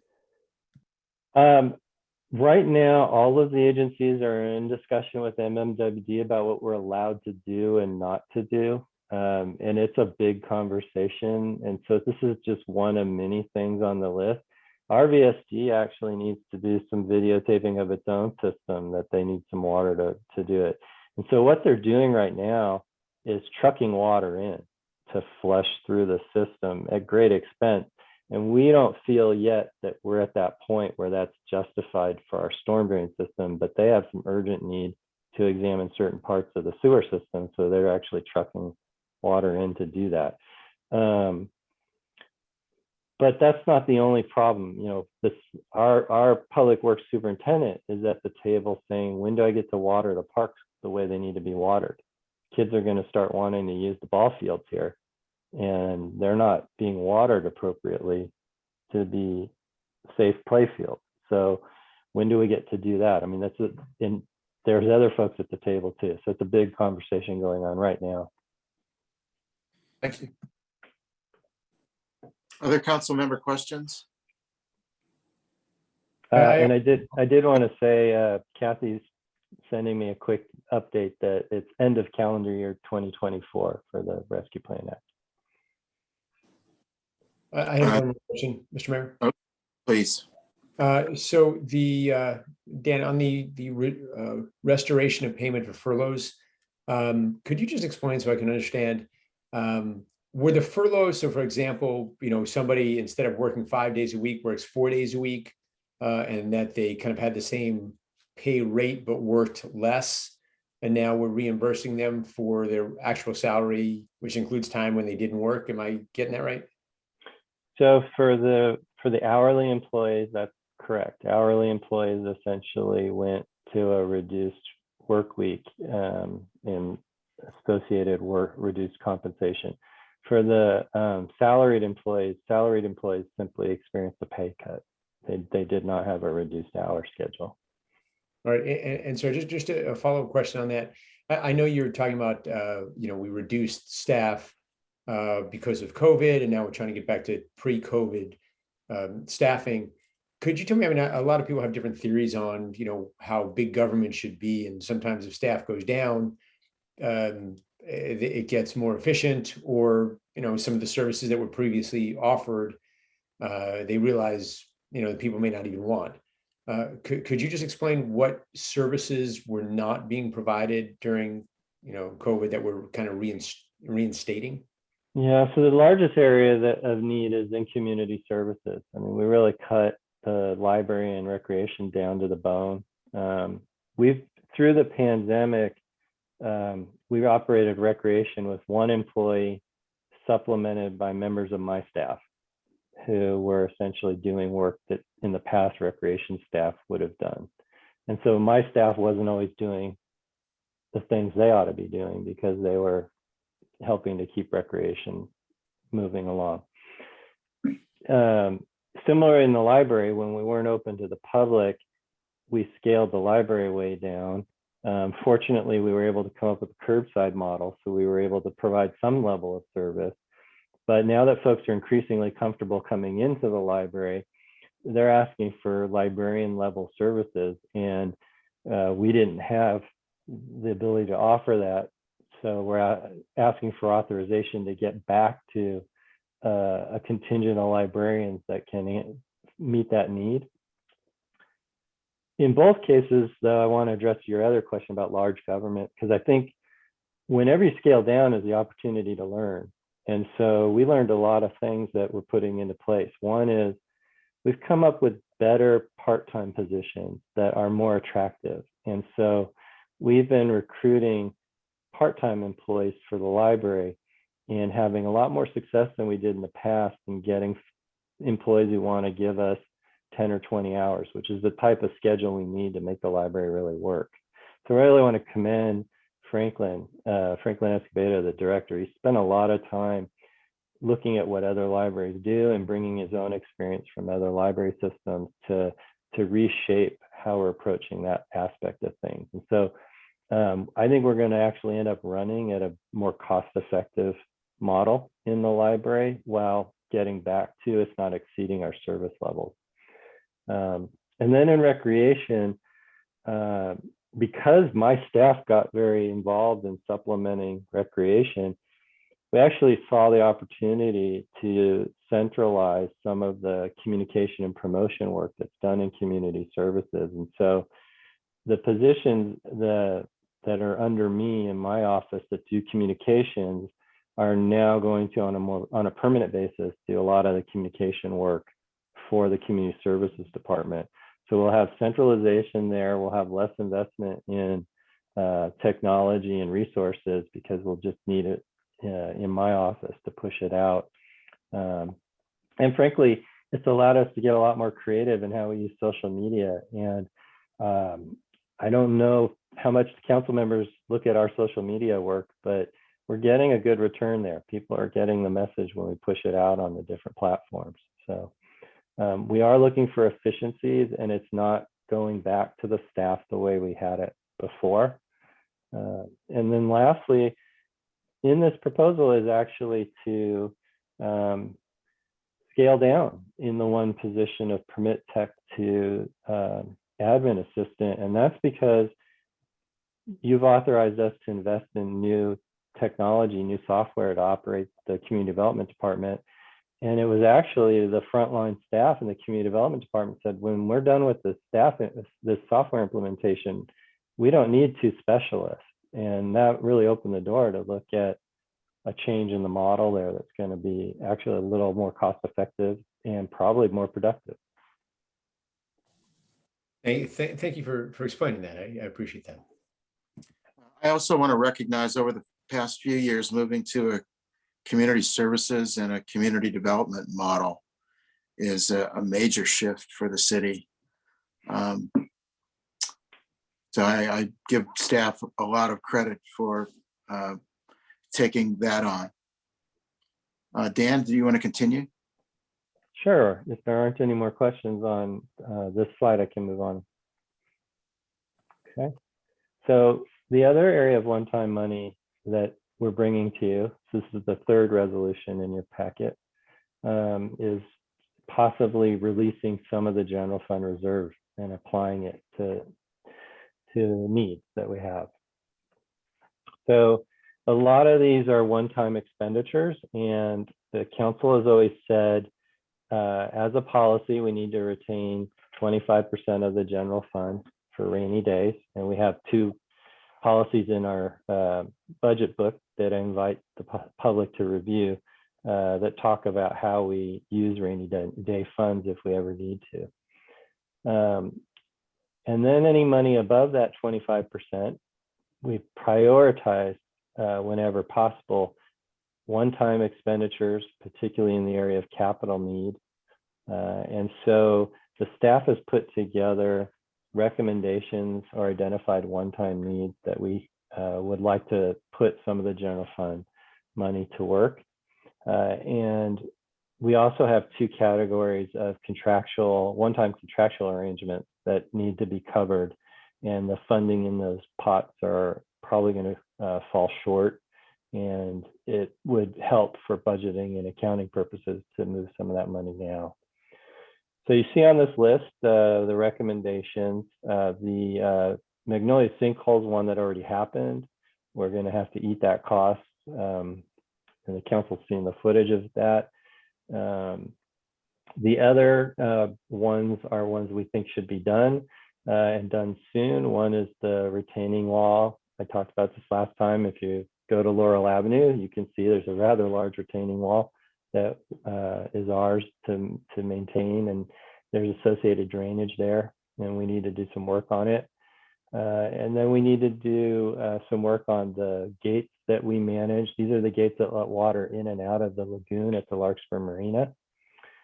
And then lastly, 2 that we think are important for just investment in the city. One is we have a pickup from the early 2000s that's 20 years old and showing its life. And you know, we try to make our equipment last, but that's a long time for a pickup truck working in public works. And then I mentioned this last time, 75,000 probably makes a lot of folks' eyes pop out, but this isn't just the truck, it's outfitting the truck to carry tools and to do equipment work out in the field. So that's the fully burdened cost that we anticipate for that investment. And then as part of our climate action plan and in recognizing the state's upcoming directives, we'd like to switch our leaf blowers and some of our other equipment to be electric as soon as possible. And we've now done enough research, we're comfortable how we can do that and still be successful in our work. And then the last two are the contractual obligations that we need to shore up. The general plan update and the housing element. The housing element's going to cost us more than we thought because of all the new rules and engagement requirements. And then the council's been very generous in the last few years, allowing us to upgrade our software, which goes to that long-term investment in efficiencies. And the funds there are in need of some shoring up to get us to the finish line. And then I just note that if the worst case scenario were to play out and we don't see any more revenue, then we could potentially need to absorb a hit at the end of the year. This is something that's not for necessarily, it's in your budget reso to approve it, but this is something we would reconcile and true up at the end of the year when we close the books. We've been very lucky over my time in Larkspur, and it's luck I think the council produces for us because of your fiduciary, because of your fiscal responsibility, your conservatism and use of money. We often outpace ourselves in our revenue projections, and so I would hope we would actually be able to absorb some of this just in terms of excess revenue and not in terms of using the general fund reserve. But this is a rare year when I want to warn you, I think we could be dipping into the reserve just to cover our operations. And that always gives, that should give everyone pause. The one thing I want to remind the council is we're still growing back, and in terms of impact from the pandemic. The pandemic didn't hurt us as much as we thought it would. And I'm very glad for that, but it did hurt us. And we have consultants for our sales tax. We have, frankly, one of the best assessors in terms of projections that I've ever seen. And between those two resources, we have every reason to think our multi-year projections for revenue are on track, and we'll grow back to where we were, and we'll be able to absorb any short-term deficits we've programmed into the budget. So I'll take a pause here, Mr. Mayor, if there are any questions on this information. Are there any questions for Dan at this point? Catherine? I have one question and one comment. The first question is, does that fleet replacement of a pickup allow us to purchase an electric pickup? So we evaluated that, and I think unfortunately, given this particular pickup is a four-wheel drive that we sent into some of our rougher terrain, and we're not sure we want to be an early adopter of an electric truck for that particular purpose. I do think the industry is progressing so rapidly, our next purchase probably can be an electric vehicle. Yeah. And then my comment is, looking at all of this financial information and effects from March 2020, I think it's remarkable how well you as a city manager and your team have done. We made some very significant and important decisions in March and April of 2020. All of us were here, in which we really had to let go of some really endeared staff. We had to do a lot of adjustments to our service level. And it was done strategically, but very quickly. And I think that was it's indicative now that we are not left in a big sinkhole financially, that we're left in a pretty good position. So I think we need to commend the staff for the ability to really engage quickly with the decisions to be made when really the pandemic had just started and no one knew what was going to be happening. So I think we're looking now at some really good numbers, and I'd like to make sure that Kathy and you understand that we're very appreciative of how quickly you adapted to this extremely dramatic and ever-changing time. So just my comment about that, because that was a lot of big decisions we had to make in a quick amount of time. And now we're recovering, but we're recovering in a less dramatic way than we had initially anticipated. I think Kathy, for all of us here. Thank you so much for that. Are there other council members that have questions or comments? Dan, please continue. Okay, before I move on, I thank you for this comments, Catherine, and I just want to note one of the best pieces of advice I ever got was always make sure you hire a finance director or an administrative service director who questions every dollar you want to spend. And Kathy questions every dollar I ever want to spend, and her predecessor did too. I mean, Larkspur's been in good hands for a long time in that regard. Thank you, Kathy. Thank you, Kathy. Use of one. Thank you. So we have a little bit more on the general fund reserve, which are two of the bigger tickets. So one is, I mentioned you have a policy of holding 25% of the general fund operating budget in reserve, or the general fund in reserve. And then also, as we've talked about many times, you know, cash flow for us is always a challenge because we get paid, our two biggest paychecks come with the property tax. So they only come twice a year. And things get pretty lean in October and November every year. And so one of the things that Larkspur has always been steadfastly committed to is maintaining proper cash flow. So we're never stressed that there's not cash, and we're never going to the county for a loan. Some of our fellow agencies have to go on a regular basis and request a loan and pay interest to make sure they make it through those lean months. So my recommendation is that 5 million of our current general fund reserve will keep us for several years. It'll keep us comfortable in that 25% policy, and also make sure we always have a cash balance. So now I want to say, and this is where, you know, whoever's in charge of the finance and the treasury earns their keep. I'm not saying there's always $5 million in there. What I'm saying is there's $5 million to manage so that cash flow is manageable. And Kathy does a remarkable job to make sure that's always stable. That leaves 5 million more, given our current circumstances, to be thinking about. And the reason there's such a healthy amount in there is because of the bridge projects and what I talked about before. We went through a sustained period where every time we earned $1 more than we spent at the end of the year, we kind of threw it in this bucket and said, we need to be able to manage these massive capital projects, and we don't want to ever have to go borrow money to do it. There are agencies that go out and pay a significant interest cost to take on federal grants, and we didn't want to have to do that. So, but those projects are coming to an end, the last of the big three. We don't see anything on the horizon to frighten us where we need to suddenly have this money again. So we're going to be having an interesting conversation over the next 4 or 5 months, which is, what, if anything, do we want to do with this money? As the council knows, we have a significant unfunded capital program.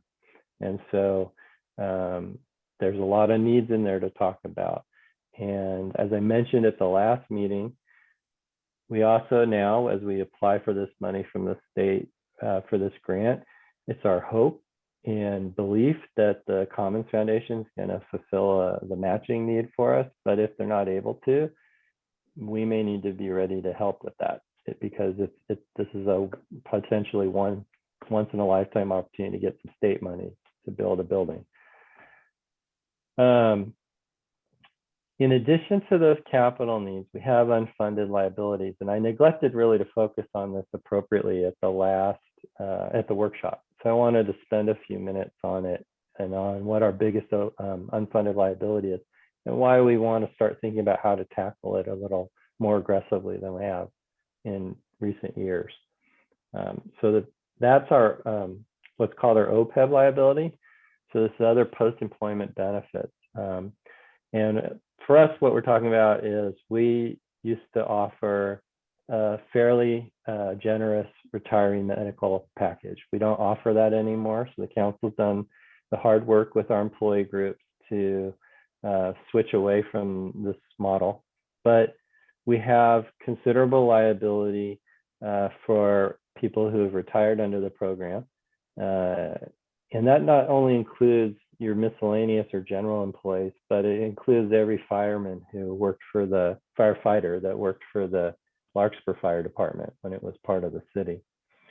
And so the reason, there's a lot of philosophical debate about how you tackle OPEB liability. And I remember one of our past governors, who I saw in a Super Bowl ad this past weekend, Arnold Schwarzenegger, say, you pay for this benefit till you run out of money and then you stop paying for it, which is an interesting philosophy, and it's not been the one that we've tried to ever employ here. What we've tried to do is a balance between paying as you go, so paying for retiree medical, or the medical bills of our retirees as they come in, and starting to put money away.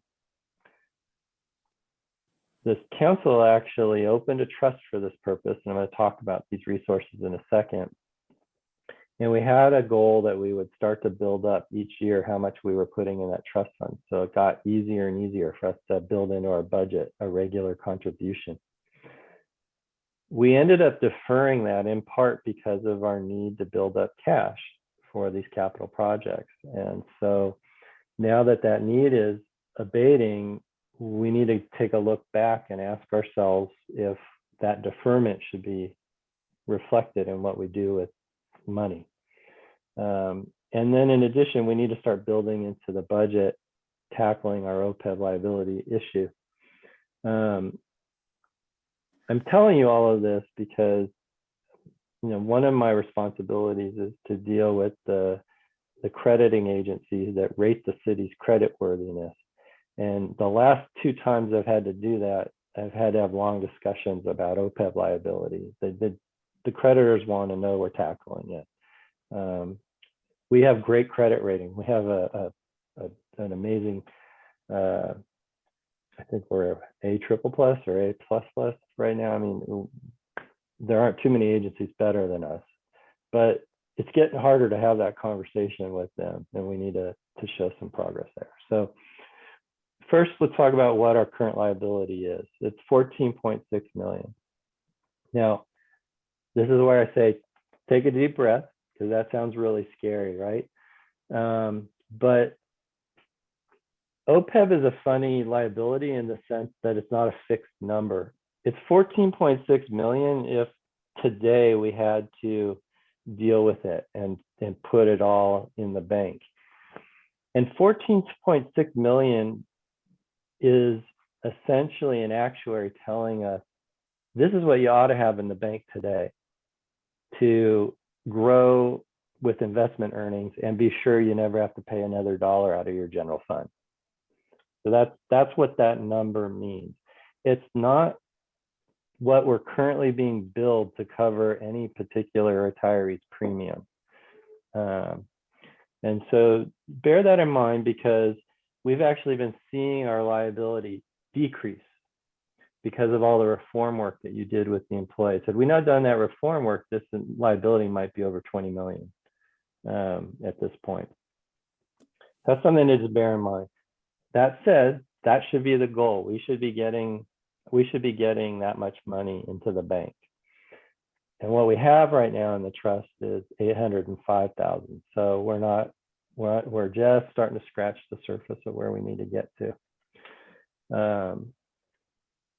had we been able to go on the target that we had before we did we started deferring to deal with our infrastructure challenge, I believe we would have had 1.2 million more in the OPEB trust. So I feel that's a comfortable approximation of what we deferred. The other thing that we talked about and the council has effectively said they want to do and will establish as a more formal policy in this upcoming budget cycle is we want to take the savings we're realizing from our pension obligation bond, because we're no longer paying that money to CalPERS, and we're going to use it to fund our OPEB trust. So that'll help us start to make contributions. In the initial years of the pension obligation bonds, those are going to be some very nice contributions into the OPEB trust, because in the early years, that savings per year is rather significant. However, as the amount of as the principal and interest shift in the pension obligation bonds, that number that we're saving changes. And so we would start to see the calculation decrease.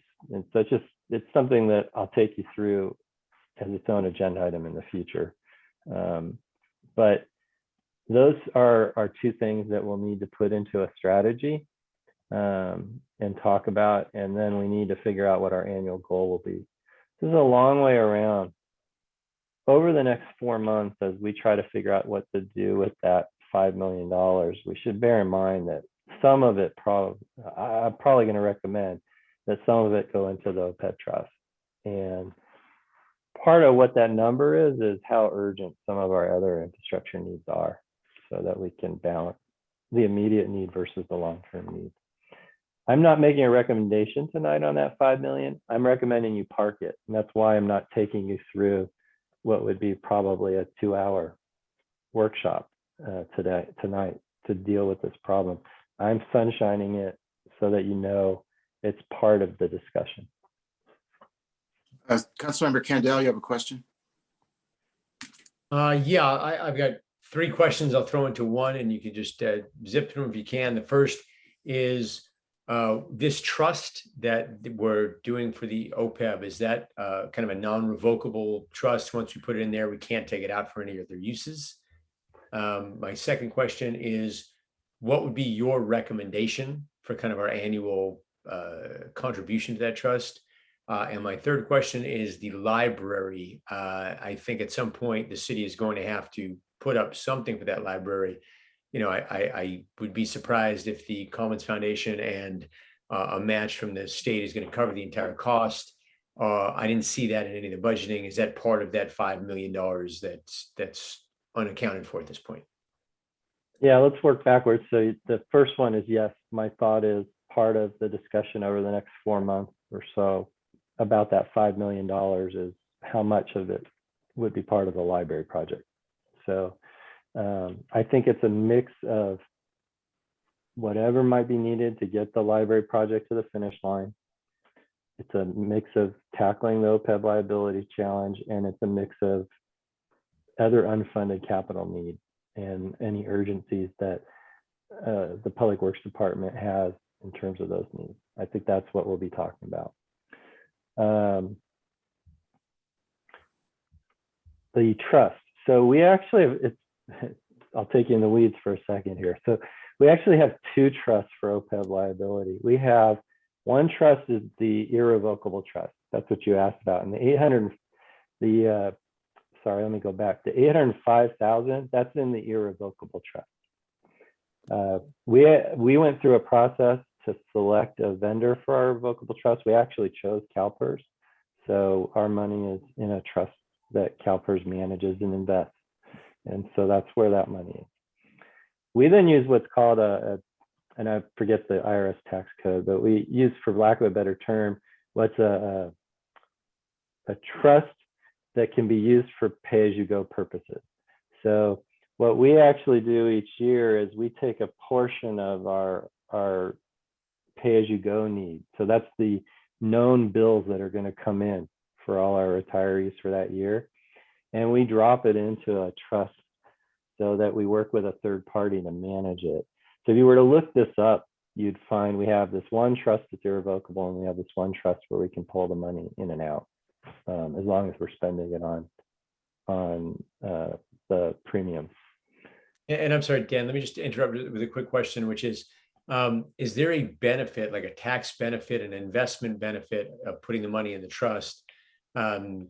A reason why we wouldn't just put it in a general fund and earmark it for potential use in a trust as opposed to putting it in an irrevocable trust.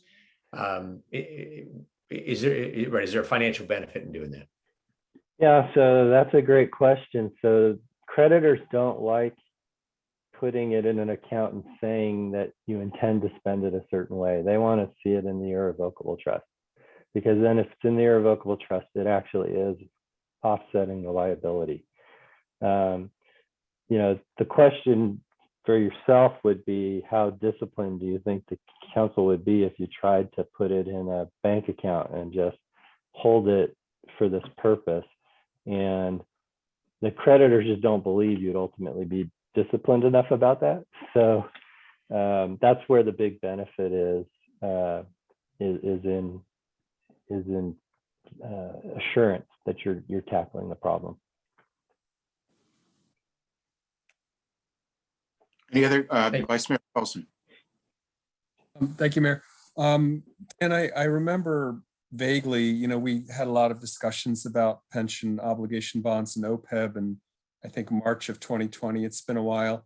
Can you remind me, is any of the OPEB liability interest rate sensitive? And also, the 16 million, what happens over time? Like right now, I'm assuming that money has to be paid, and is the amount, since I think we've reduced the number of employees who could benefit from that, with time, you would think there's attrition and the amount would go down naturally with time. But maybe you can comment on both the interest rate sensitivity and the dependence on time moving into. Yeah, so let's work backwards again, just because the last question is really a critical one in my mind. Yes, like I mentioned, had we not instituted reforms and all of our employees be eligible for the benefit we once offered, I believe the actuary would be telling us this is closer to $20 million. So just reform and attrition have brought that number to where it is now. You want to get a little morbid. We talk about lives and when the number of lives in the liability go down, the liability goes down. So that's where we get into the sort of ugliness of actuarial calculation. That's how candid we get. And so to now go to your first question, we have, and we're required actually to do an actuarial analysis of this liability on a regular basis. And so we have a company that we use to run that calculation, and that we provide them with the data on every single person that we're responsible for and the level of cost that we're responsible for. And then they run an analysis, an actuarial analysis, to project what our current liability is. And so every time we have that number run, it reflects updated data in terms of what's going on with people's lives, but it also reflects two key things you asked about. One is, if you have a trust, how much money are you earning off of that trust? If you're the city of Los Angeles, you have a trust that's in the 9 figures, you're getting some pretty good interest off of your trust. So that's one. And then the other thing is, they actually talk to us about what they want to assume is going to be the increase in the cost in medical premiums. So they take a look at what's going on in the market that we buy insurance from. And then they say, okay, you buy your insurance through the CalPERS medical program. We believe that this is going to be the inflation rate for that. They usually talk to us about whether we want to assume a different inflation rate, if we want to make that inflation rate more aggressive so that the number moves up or down. I sometimes ask them to run an array of assumptions just so I can see what they are. But I usually, in terms of what we usually report to you their highest recommendation. Great, thank you. Okay, Dan, you want to move forward?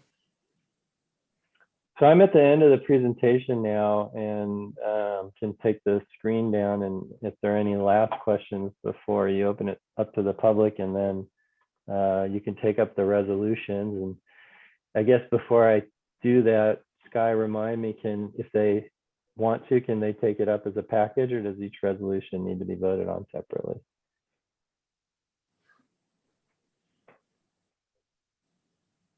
Just getting to my mute button. For these, I think it's fine to take them up as a package. Sometimes it's good for the administrative record for them to be individual, but I think one motion for all of these is fine. So that if all the council members feel they vote the same on each one, you might want to consider that, correct, for just moving the meeting along, but I'll leave that to you. Okay, thank you very much. Are there any last questions of the city manager regarding his presentation this evening on the mid-year budget review? Yeah, Gabe.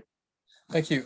Dan, just, there was a lot of information. I don't know if this is a fair question or too vague, but my recollection is, in 2020, we took our budget and reduced the expenditures by, I think it was about $2 or $2.5 million. And I'm trying to get a perspective on, these one-time payments and the ARPA payments and all that in the context of where we were before COVID.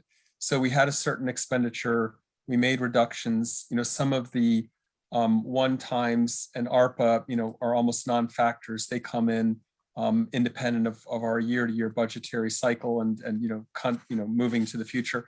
But maybe in the context of, the reduction and how much we're restaffing and pulling back, if you could give me a rough sense of percentages and possibly percentages relative to the 2.5, like we're coming back 40%, and to the service level is coming back 40%. Again, I think this is kind of an unscripted question, but I'm trying to get a general context to what we're doing here. It's difficult for me to couch that as a percentage, but essentially, the general fund, your magnitude's correct. We reduced it by something on the order of $2.5 million when we were concerned about the pandemic.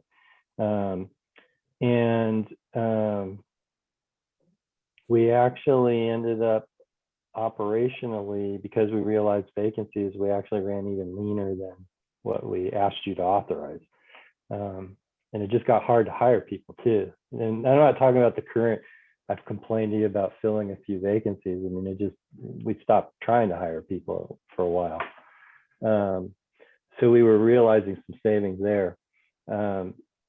We are gradually and increasingly moving toward an expenditure level that is probably on par with 2018, 2019 budget.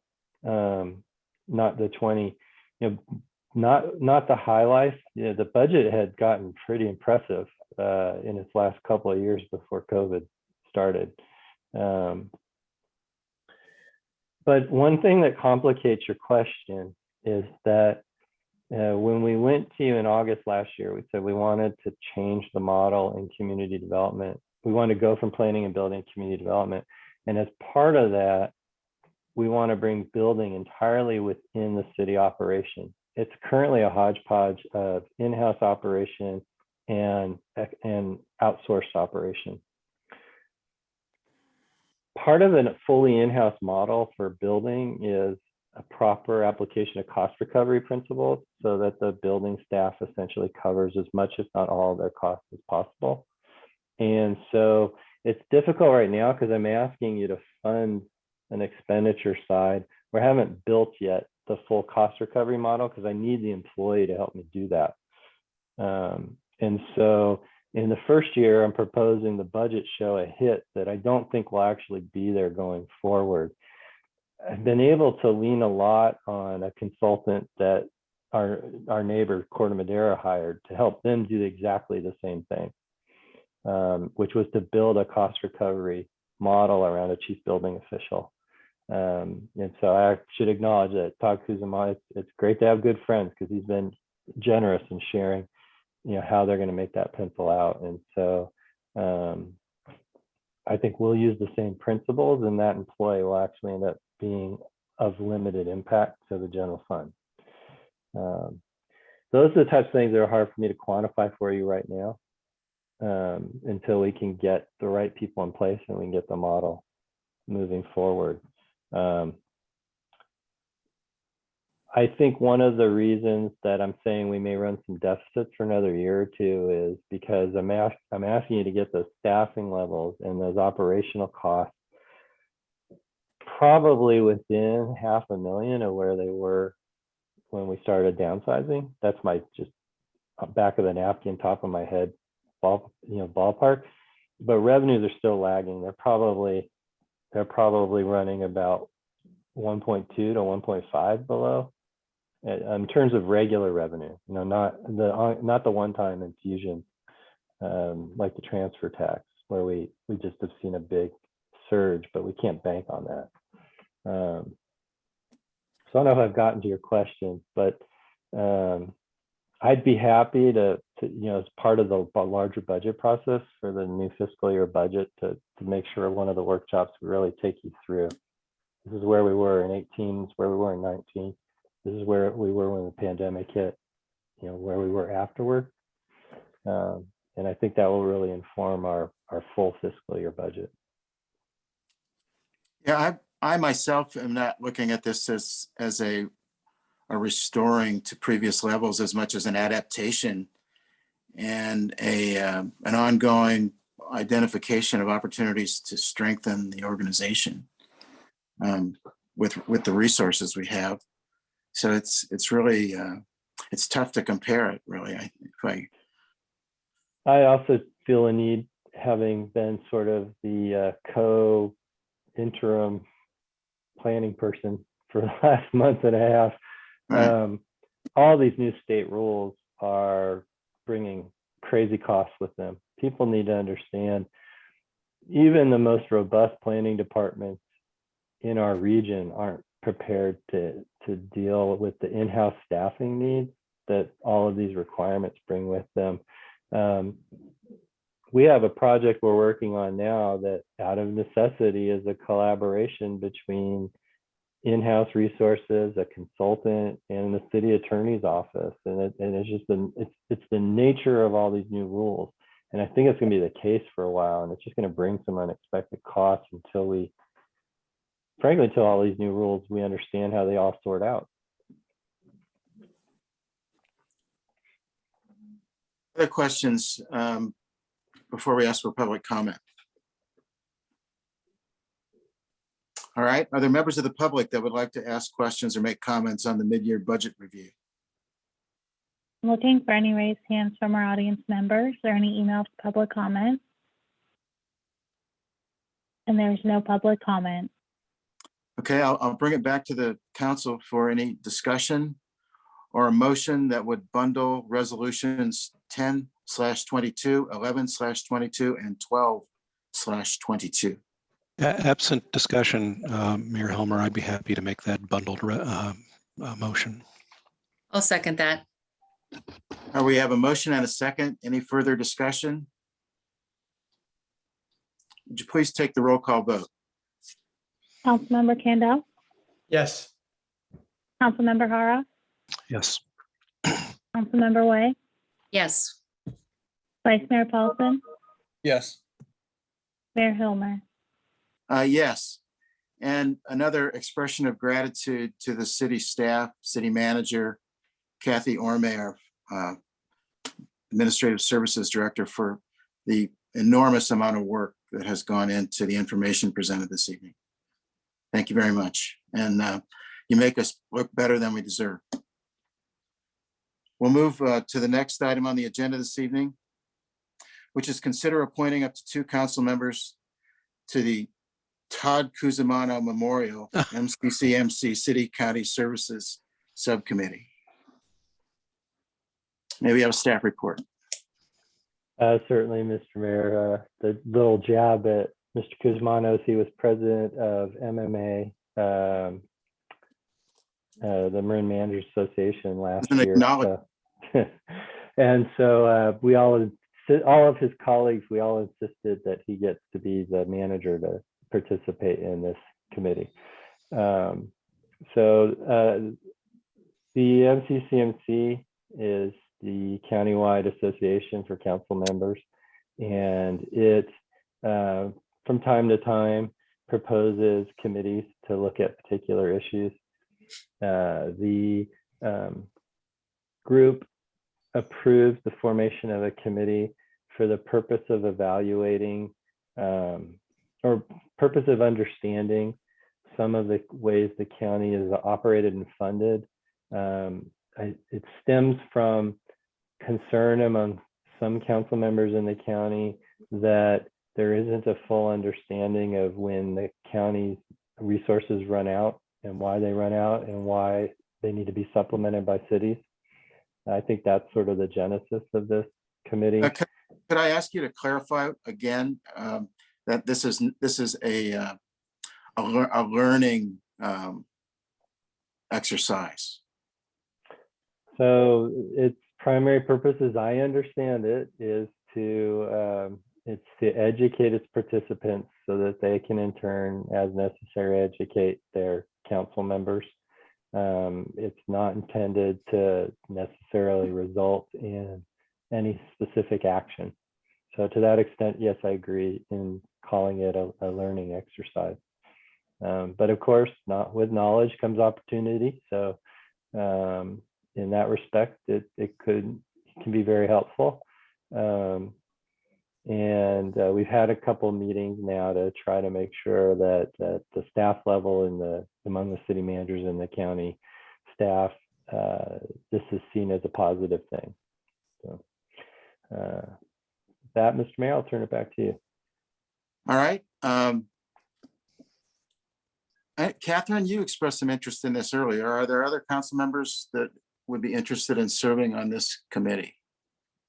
So I think this is a very important conversation to have among what the responsibilities are of the cities and what the responsibilities are of the county. But frankly, I don't have the bandwidth right now to be our representative, but I would be our co-representative or our alternate if there's another council member who could do this.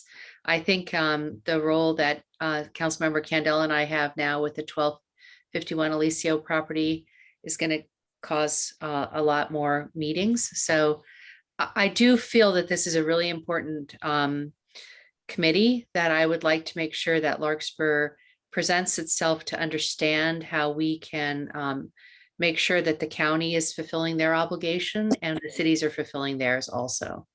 So that being said, is Scott interested? Well, I'll just put it to the council members. Are there other council members that would be interested in serving on this MCCMC committee? Well, I appreciate that. I also think the bandwidth that's going to be required for what I'm doing with Catherine will take up a good deal of my time. So I would respectfully decline and pass it on to whoever would be interested. All right. Absent any other council member interest? Well, Mr. Mayor, aren't we required to designate two? We are. I'm asking, are you? A couple of points, it's up to two. So Oh, it's up to two. 0 and 1 are an option, as I understand it. So. Kevin, are you stepping forward? I will, unless the vice mayor would prefer. I just have a question. I think the bandwidth theme is running through all council members right now. What is the commitment? Is it monthly to meet, or because I certainly feel very interested and motivated and have had a lot of discussions in the last month around this topic, I think. So I'd be willing to, but I'm not sure what the time commitment is. I think if it follows the pattern of other committees, it's probably monthly for some unknown duration and maybe a year. You know, most of these committees, the scope of what they want to accomplish is 6 months to a year. Okay. Yeah, I think I As I understand it, I'm willing to be the representative then. Okay, so Gabe with Catherine as the alternate. Catherine, you can certainly, Sure. and do you want to, I understand your personal commitments. And Dan, do we have the flexibility? This is up to 2. Do we have 2 alternates in case something happens? I don't know, Mr. Mayor. I don't run MCCMC, so I don't.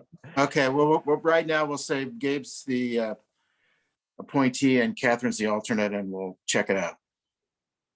With the stipulation, my wife doesn't hear this part of the meeting. And I'm going to ask that Kevin be in the wings in case we can develop some flexibility. I'm happy to play that role. And then all else failing, I'll help out. All right. Do we need it? He says with enthusiasm. Yeah, not that much. Do we? What's the action necessary, Mr. Mayor or Mr. City Manager? Mr. Mayor, you have the discretion to do this on your own as mayor. So you could just announce that's what you're doing, or you can entertain a motion if you prefer to do it by vote of your colleagues.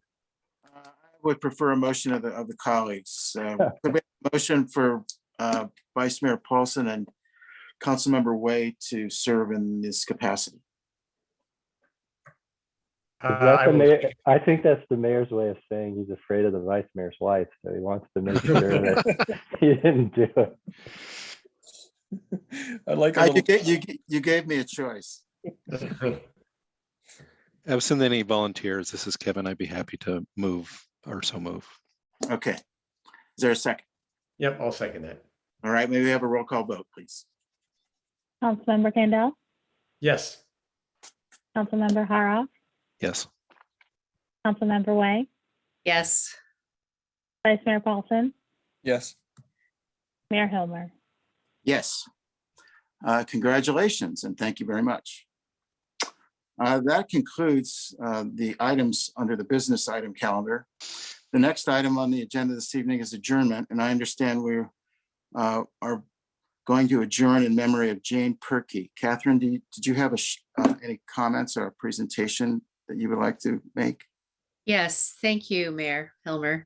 I asked to adjourn our meeting tonight on the memory of a long-term Larkspur resident that I've befriended in the pandemic years, as she was an avid walker of Marin, of Larkspur. Jane Perkey died a couple of weeks ago at age 99 and a half.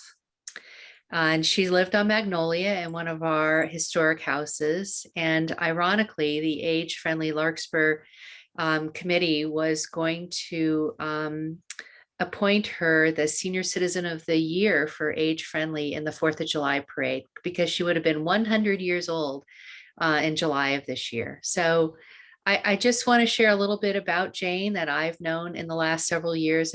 We've gotten to know each other on the walking path. She walked every day from her house on Magnolia across the Warren bike path, up Bayview and up the Elm Street stairs.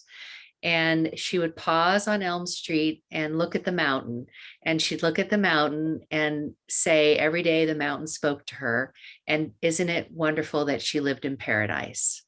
And then she'd walk on, and she was very hard of hearing. So you all know I walk every day. I would walk up near her to let her know I was nearby. And then we would chat, and she would tell me how grateful it was for her to still live here. And then she'd say, now run along because you walk much faster than me. And she had a little cane, and she had her jeans, and she had her little baseball cap. The other day, I was walking up the Elm Street stairs, and there was little Jane walking, and she was carrying a little plastic bag of dog poop that somebody had left. And I said, Jane, what are you doing? And she said, well, this has been here for a while, and it's all of our responsibilities to keep paradise clean. And I took it from her. I said, I'll take it and put it in the garbage. I'm much closer than you are. And she said, don't forget, we live in paradise. And I thought that was just a lovely comment that she had. So I just wanted all of us to recognize that we have members of our community that are like Jane, They are tremendously valuable members of our community who've been here a long time and who really respect the work that we do and really respect the fact that they live in a place where they're welcomed and they're engaged. And here's to Jane at 99 and a half. And I used to say to her, as she told me, go on, you walk much faster than me. I used to say, if I get to be 99 and I can walk like you are every day, God bless us. So many members of my neighborhood would see Jane every day and said to me when I told them that she had passed away that she was the epitome of being a person who expressed gratitude. And her gratitude was often to her community and to her neighbors.